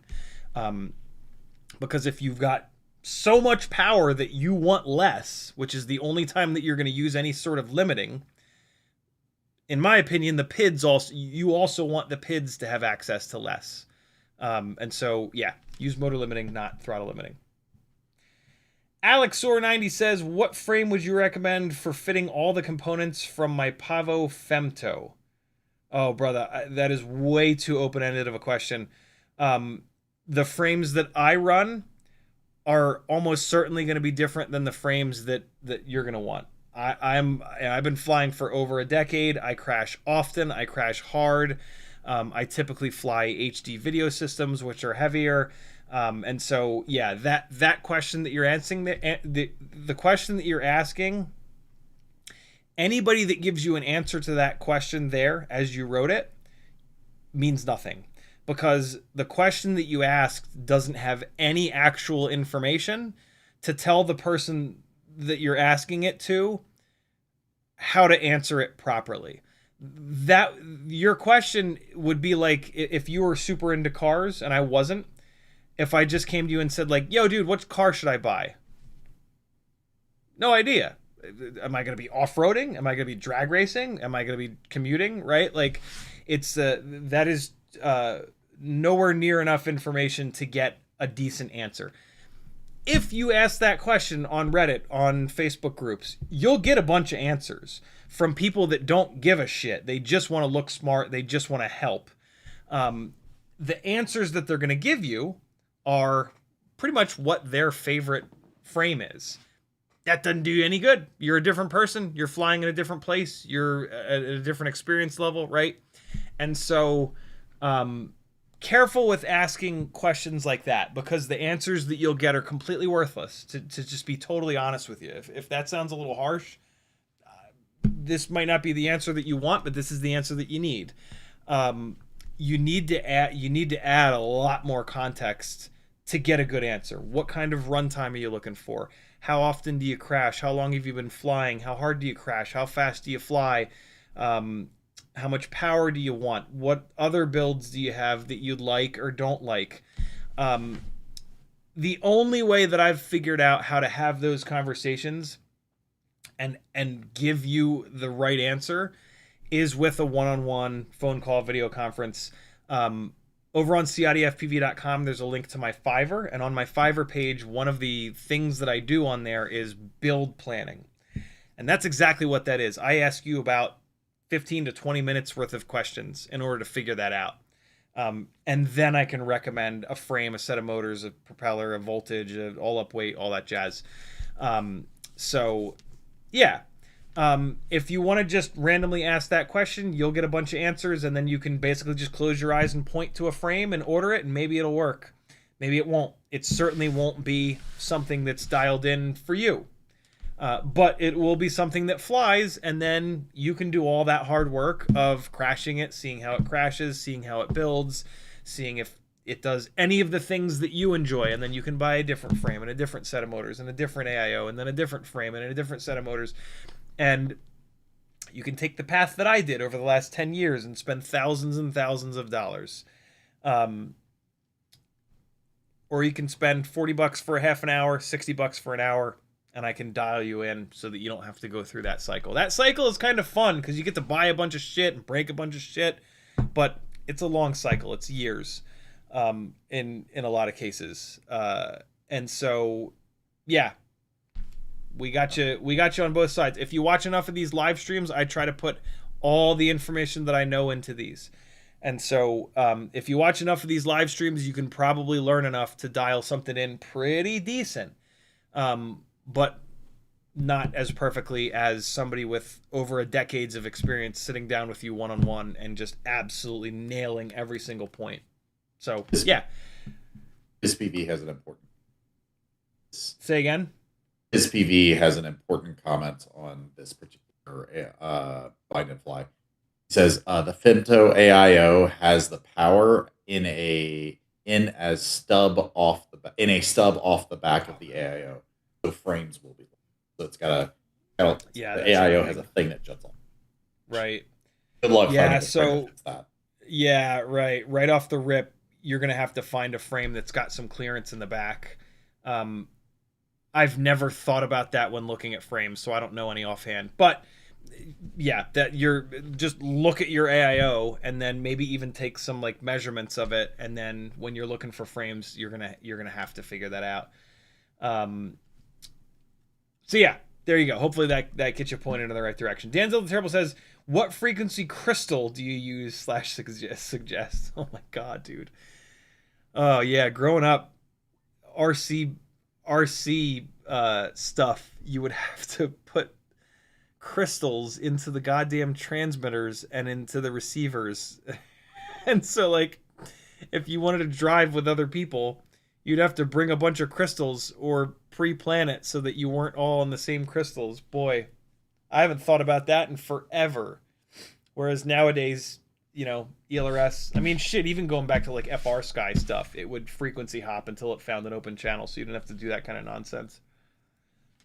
Yeah, RC was a struggle back in the day. Even ground-based RC was a struggle back in the day. God, that's right, the fucking crystals. Oh boy, what a nightmare.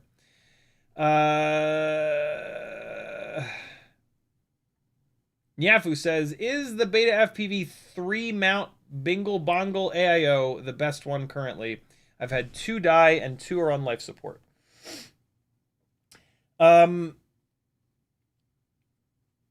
So Nyafu was asking about the Matrix V2 AIO. I mean, it's either that or the 2G4. And the 2G4 is super durable, but it's only 5 amp FETs, and it's got no black box. The Matrix V2 is 20 amp with black box. And so that's how you have to choose. What do you want? What do you want? Do you want black box and 20 amp FETs? The 20 amp FETs will literally make more power than the 5 amp FETs. Or do you want the bomb-proof AIO with 5 amp FETs, which are going to max out on like 702s? They'll work on bigger motors, but you won't get full power out of the motor. And so that's it. That's how you have to pick. Those are really the only two AIOs that I've come across that are even remotely worth entertaining on Tiny Whoops. So yeah, that's the way you pick, and that's it. Tiny Whoop AIOs have always been an absolute nightmare in terms of reliability. And so this new Matrix V2 is par for the course in that respect. The 2G4 was a magical unicorn AIO that spoiled a lot of us, myself included. And so, yeah, the Matrix V2 is business as usual. You get a bunch of batteries out of it, and then it blows up, and you replace it. Luckily, it's on motor plugs. And so that's it. That's, no use overthinking it beyond that. We're lucky to have those two options. The Matrix V2 is the best of the fragile AIOs. And then the 2G4 is this magical unicorn. And so, yeah, close your eyes and point. Or just, choose in that way, and you'll be good. Cole FPV says, I like a clean FPV feed. I put all my critical stuff on a single line, top and bottom. So 2 lines. And if you just crop the stats out, it looks cinematic. Letterbox. Nice. Yeah, getting analog builds to have clean feeds can be a bit of a pain in the ass. Cole FPV says, works especially well if your camera is 4x3. He also says, future stream title, criticize my quad. Nice, there we go, with K's. Because, neither actually starts with a K. Denzel the Turbo says, the solder joints on those race wires look pretty dry, too. Yeah, they need a little bit of love. But, to be honest, all those solder joints need is a blob of flux on top.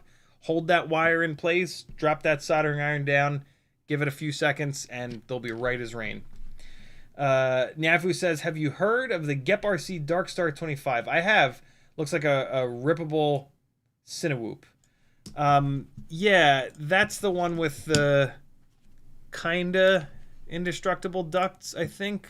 It came out around the same time as that Fox Whoop. Yeah, this is an interesting one. I'm sure there's some reviews of it.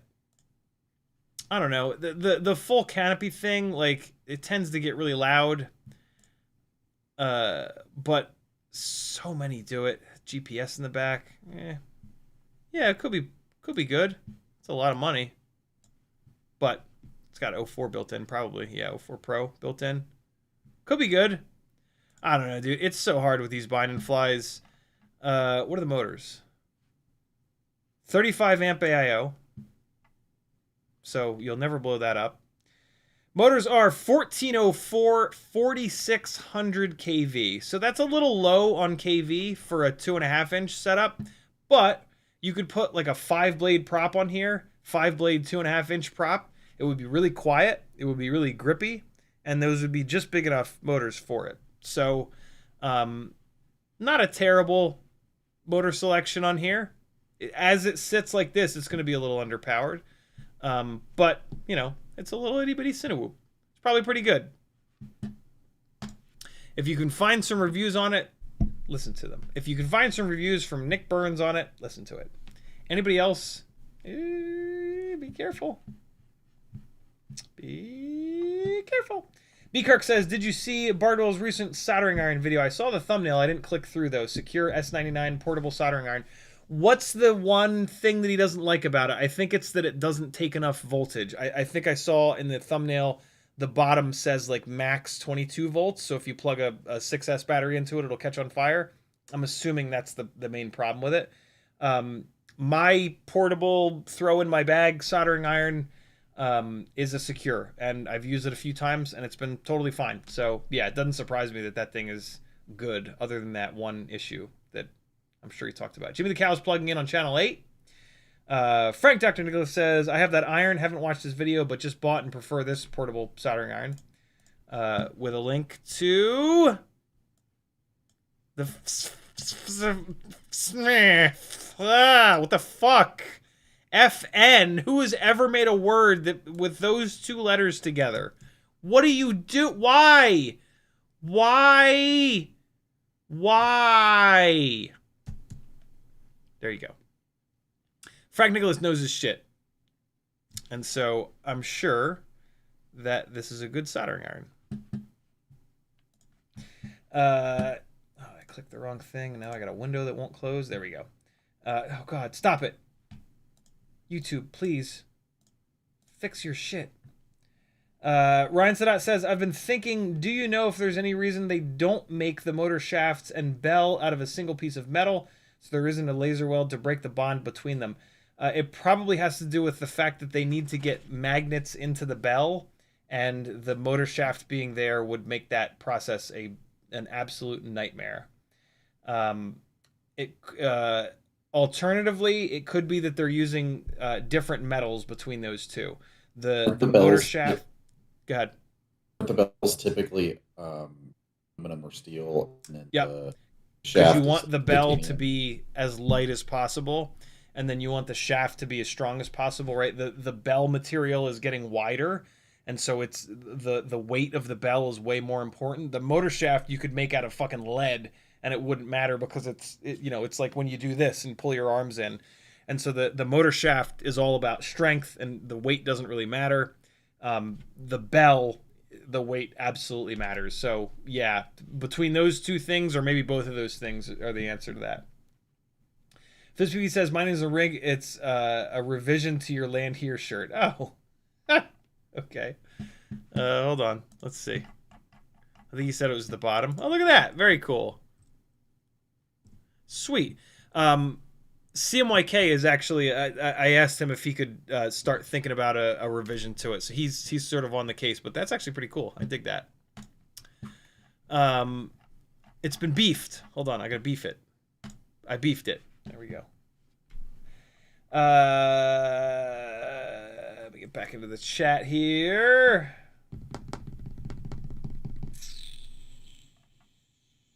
$23.41, Ryan Sadat. 41. Good call. I noticed you don't need to drill out the 31mm ultralight props. You mentioned nearly as much as the HQ 1.209 on the same motors. Seems like the internal diameter is slightly increased. Very cool. I just drill everything out, and so I've not necessarily noticed that. But yeah, it's like the inner diameter of propellers is different even within the same brand. And then the motor shaft outer diameters are different, typically between brands. Within the brands, they're probably using the exact same motor shaft for all of them. But yeah, that's a good call, dude. Mike K says that's my build at 1145.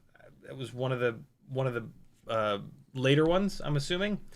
Striker says true South Florida is pretty much all airspace. Where I live, it's literally not legal to fly without permission in the entire city. Frank Nicholas says, I'm Merlinia on Discord. Nothing for you to see from me on Discord, just sharing the user ID. Striker says, slow flow, southern Florida weather is so cooked.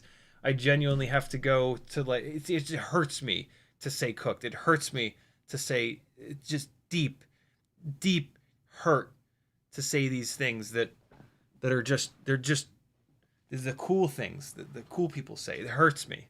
They hurt me. That's why I just, as I read that, a little bit of me died. I have to go closer to 4-to-1 power to weight ratio. Height to width ratio on the motors just to stay cool. Yeah, that's true. the temperature that you fly in absolutely matters. Mike K says motor wires are taped down now. Plus, I got an O.R.T micro V on it. It is Sadistic Cridger. This is Sadistic Crid. Oh, that's your name on there. Got it. Off Axis says, what do you think about gaffer tape for motor wires on the arms? I ask because I know you have experience. Yeah, gaff would be fine. It's got that nice thickness to it. Very similar to the cloth tape. So yeah, gaff would work absolutely fine. And it's sticky enough to not peel up and get up into the wires. It's actually it's funny. Gaff tape is so expensive that, like, I have a couple rolls of it, and I practically never use it because I'm always like, it's too expensive. I'll just use masking tape or whatever. Using it on arms is kind of perfect because you're only going to use a little bit of it. And like scenarios where I would use gaffer tape, it's like, I want to tape this 10-foot long run. So it's like, no, I'm not using $5 in gaff tape for that. As a very frequent consumer of gaff tape, right, having formerly been in sound engineering and theater, the problem with it is, because I've tried it on arms, the problem with it is, nice. you get it dirty, and it peels up immediately. Yeah, right. Yeah, it's true. The sticky side you get dirty, but I'm surprised if you don't get it sealed. How is it getting dirty if you're pushing it down enough? When you push it all the way down, just by the I don't know what it is about quads, but it doesn't like to stay down. I think it's because it's bending a bunch, and so there's not a good long straight bit for it to lay down. That's the other problem. It's not stretchy at all. Harness tape is a little stretchy. Gaff tape doesn't give at all, really, when you pull on it. And so it doesn't stick tightly around wires, especially if they're a little bit uneven or your like arm is not quite straight right where you're taping down and it has a taper on it like so many arms do. Yeah, gaff tape, unfortunately, is just not the ticket. There you go. I use electric tape because it has that stretchiness for a lot of those same reasons. You can kind of like pull it tight. Like I'll put it, so like stick it on, get it going, like so on an arm, stick it onto one part of the arm, get it going at least 90 degrees, and then don't start pulling on it yet. Get it on like a nice flat surface to give it a nice area to tack down, and then I'll pull it for a full wrap to get that nice stretch on there. And then same deal at the end of it, get it flat, get it around a 90, and then the last little run, don't have it be stretched. Have that last little run be just you adhering it, and that tends to work really, really well. Electric tape is a little bit heavy though, but I mean, we all have it, and it's kind of everywhere, and it works pretty good. But the cloth tape is really nice because it'll take more abuse, but you don't get that stretchiness with the cloth tape. So I don't know. I have both. I typically use electric tape and have pretty good luck. But good fucking call, Kevin. I've that makes total sense with gaff tape. Also, I feel like the adhesive on gaff tape is like specifically not super sticky so that you can peel it off without making a huge mess, and that's not at all what we want. Yeah, because when you're gaffing, which if for those of you that haven't done theater stuff before, that is a thing that you do, where you have to deal with a whole lot of cabling. When you're gaffing, you want to be able to lay them down and then peel them back up, because typically you're doing stage work where you're going to potentially have a different performance in a couple of weeks, or you're doing, you're working on a set where, okay, we're shooting here today. This is the location that we're shooting at. And then we're going to peel it all up and run away and go do something else tomorrow. And so you don't want something that's like super sticky. Like duct tape is what a lot of people like to compare it against. Duct tape, like, it leaves behind residue. That's the other thing about gaff tape. It does not leave residue unless you've put it on something really strange. And like painted walls, like paint, it will pull certain paint off of walls. So you got to be careful. Got to be a little careful. But like a stage floor or a brick wall where you're like just needing to tape some cables down so that people don't trip over them, it works so good, so good. Indeed. It is interesting. Every time I actually use it, I'm like, you are interesting fucking tape. You are. Yes. Ryan Sadat learned today that XT30s are rated for only 30 amps. burst current and 15 continuous. Yeah, but boy, you can run way more than that through them. I've put 60, 70 amps through them, no problem. I mean, not continuous and forever, but yeah, they can take a lot more than that for sure. You also have to remember that those ratings are based on lab conditions, and we are flying them in the air where there is constant movement over those, so they stay cooler. And the primary failure with amps is overheating and you melt the connector.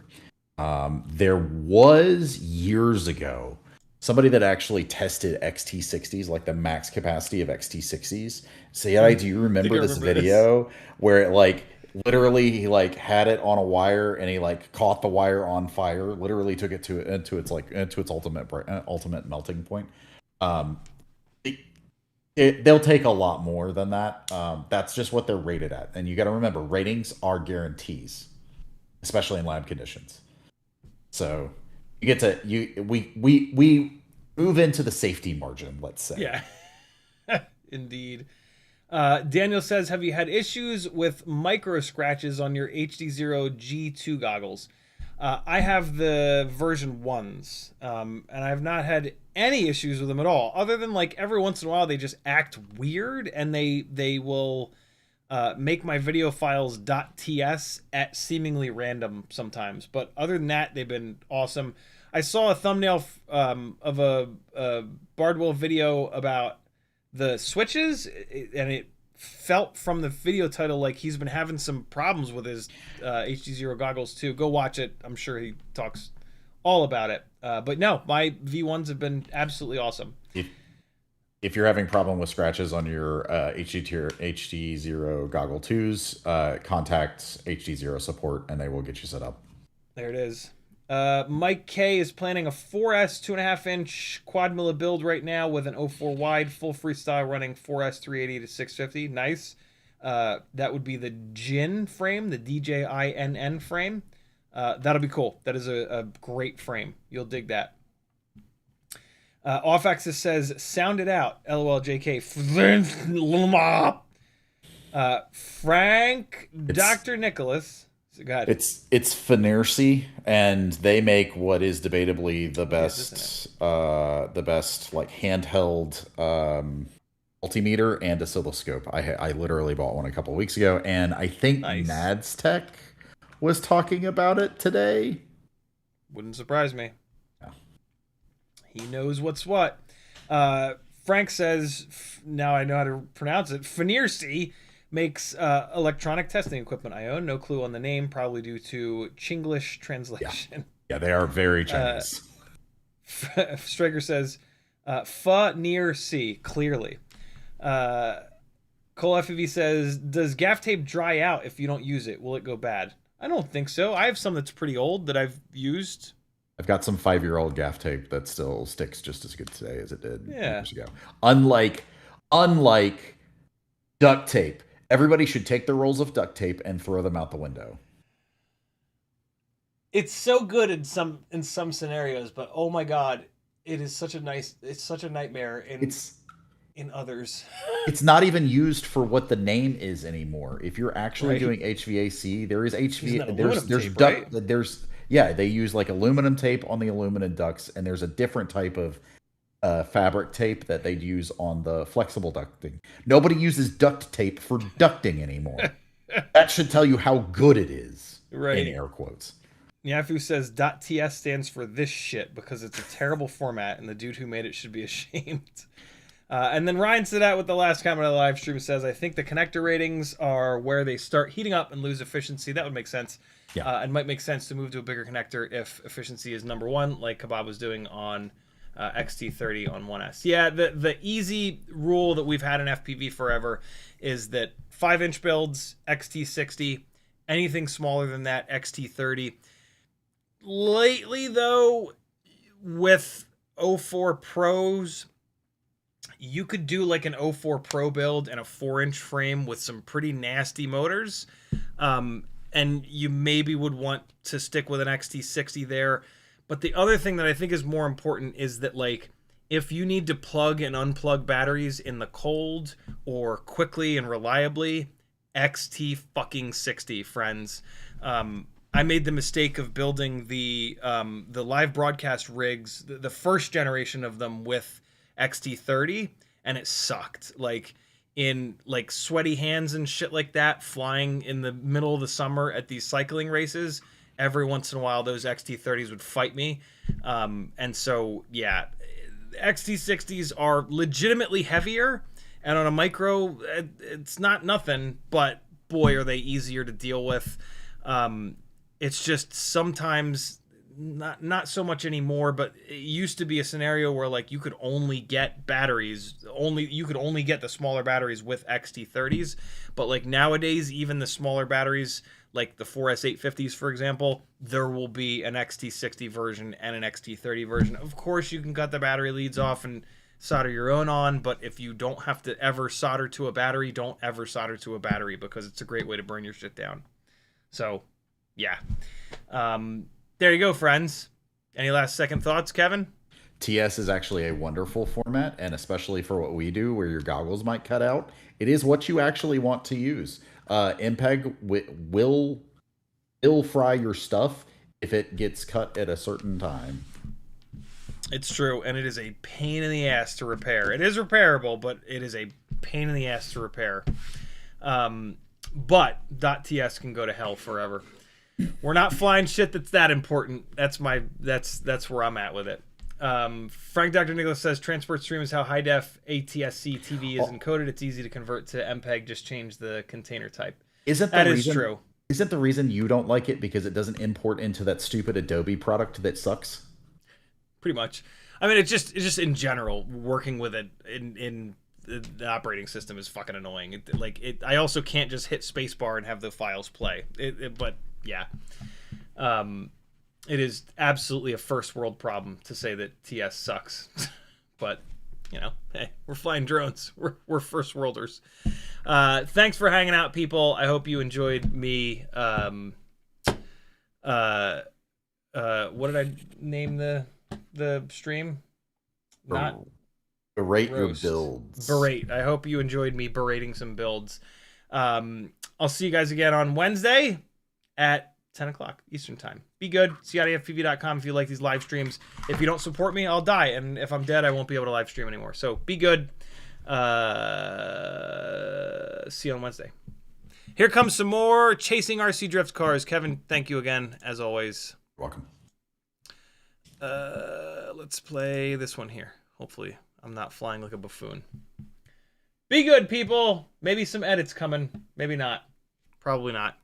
But maybe. But probably not.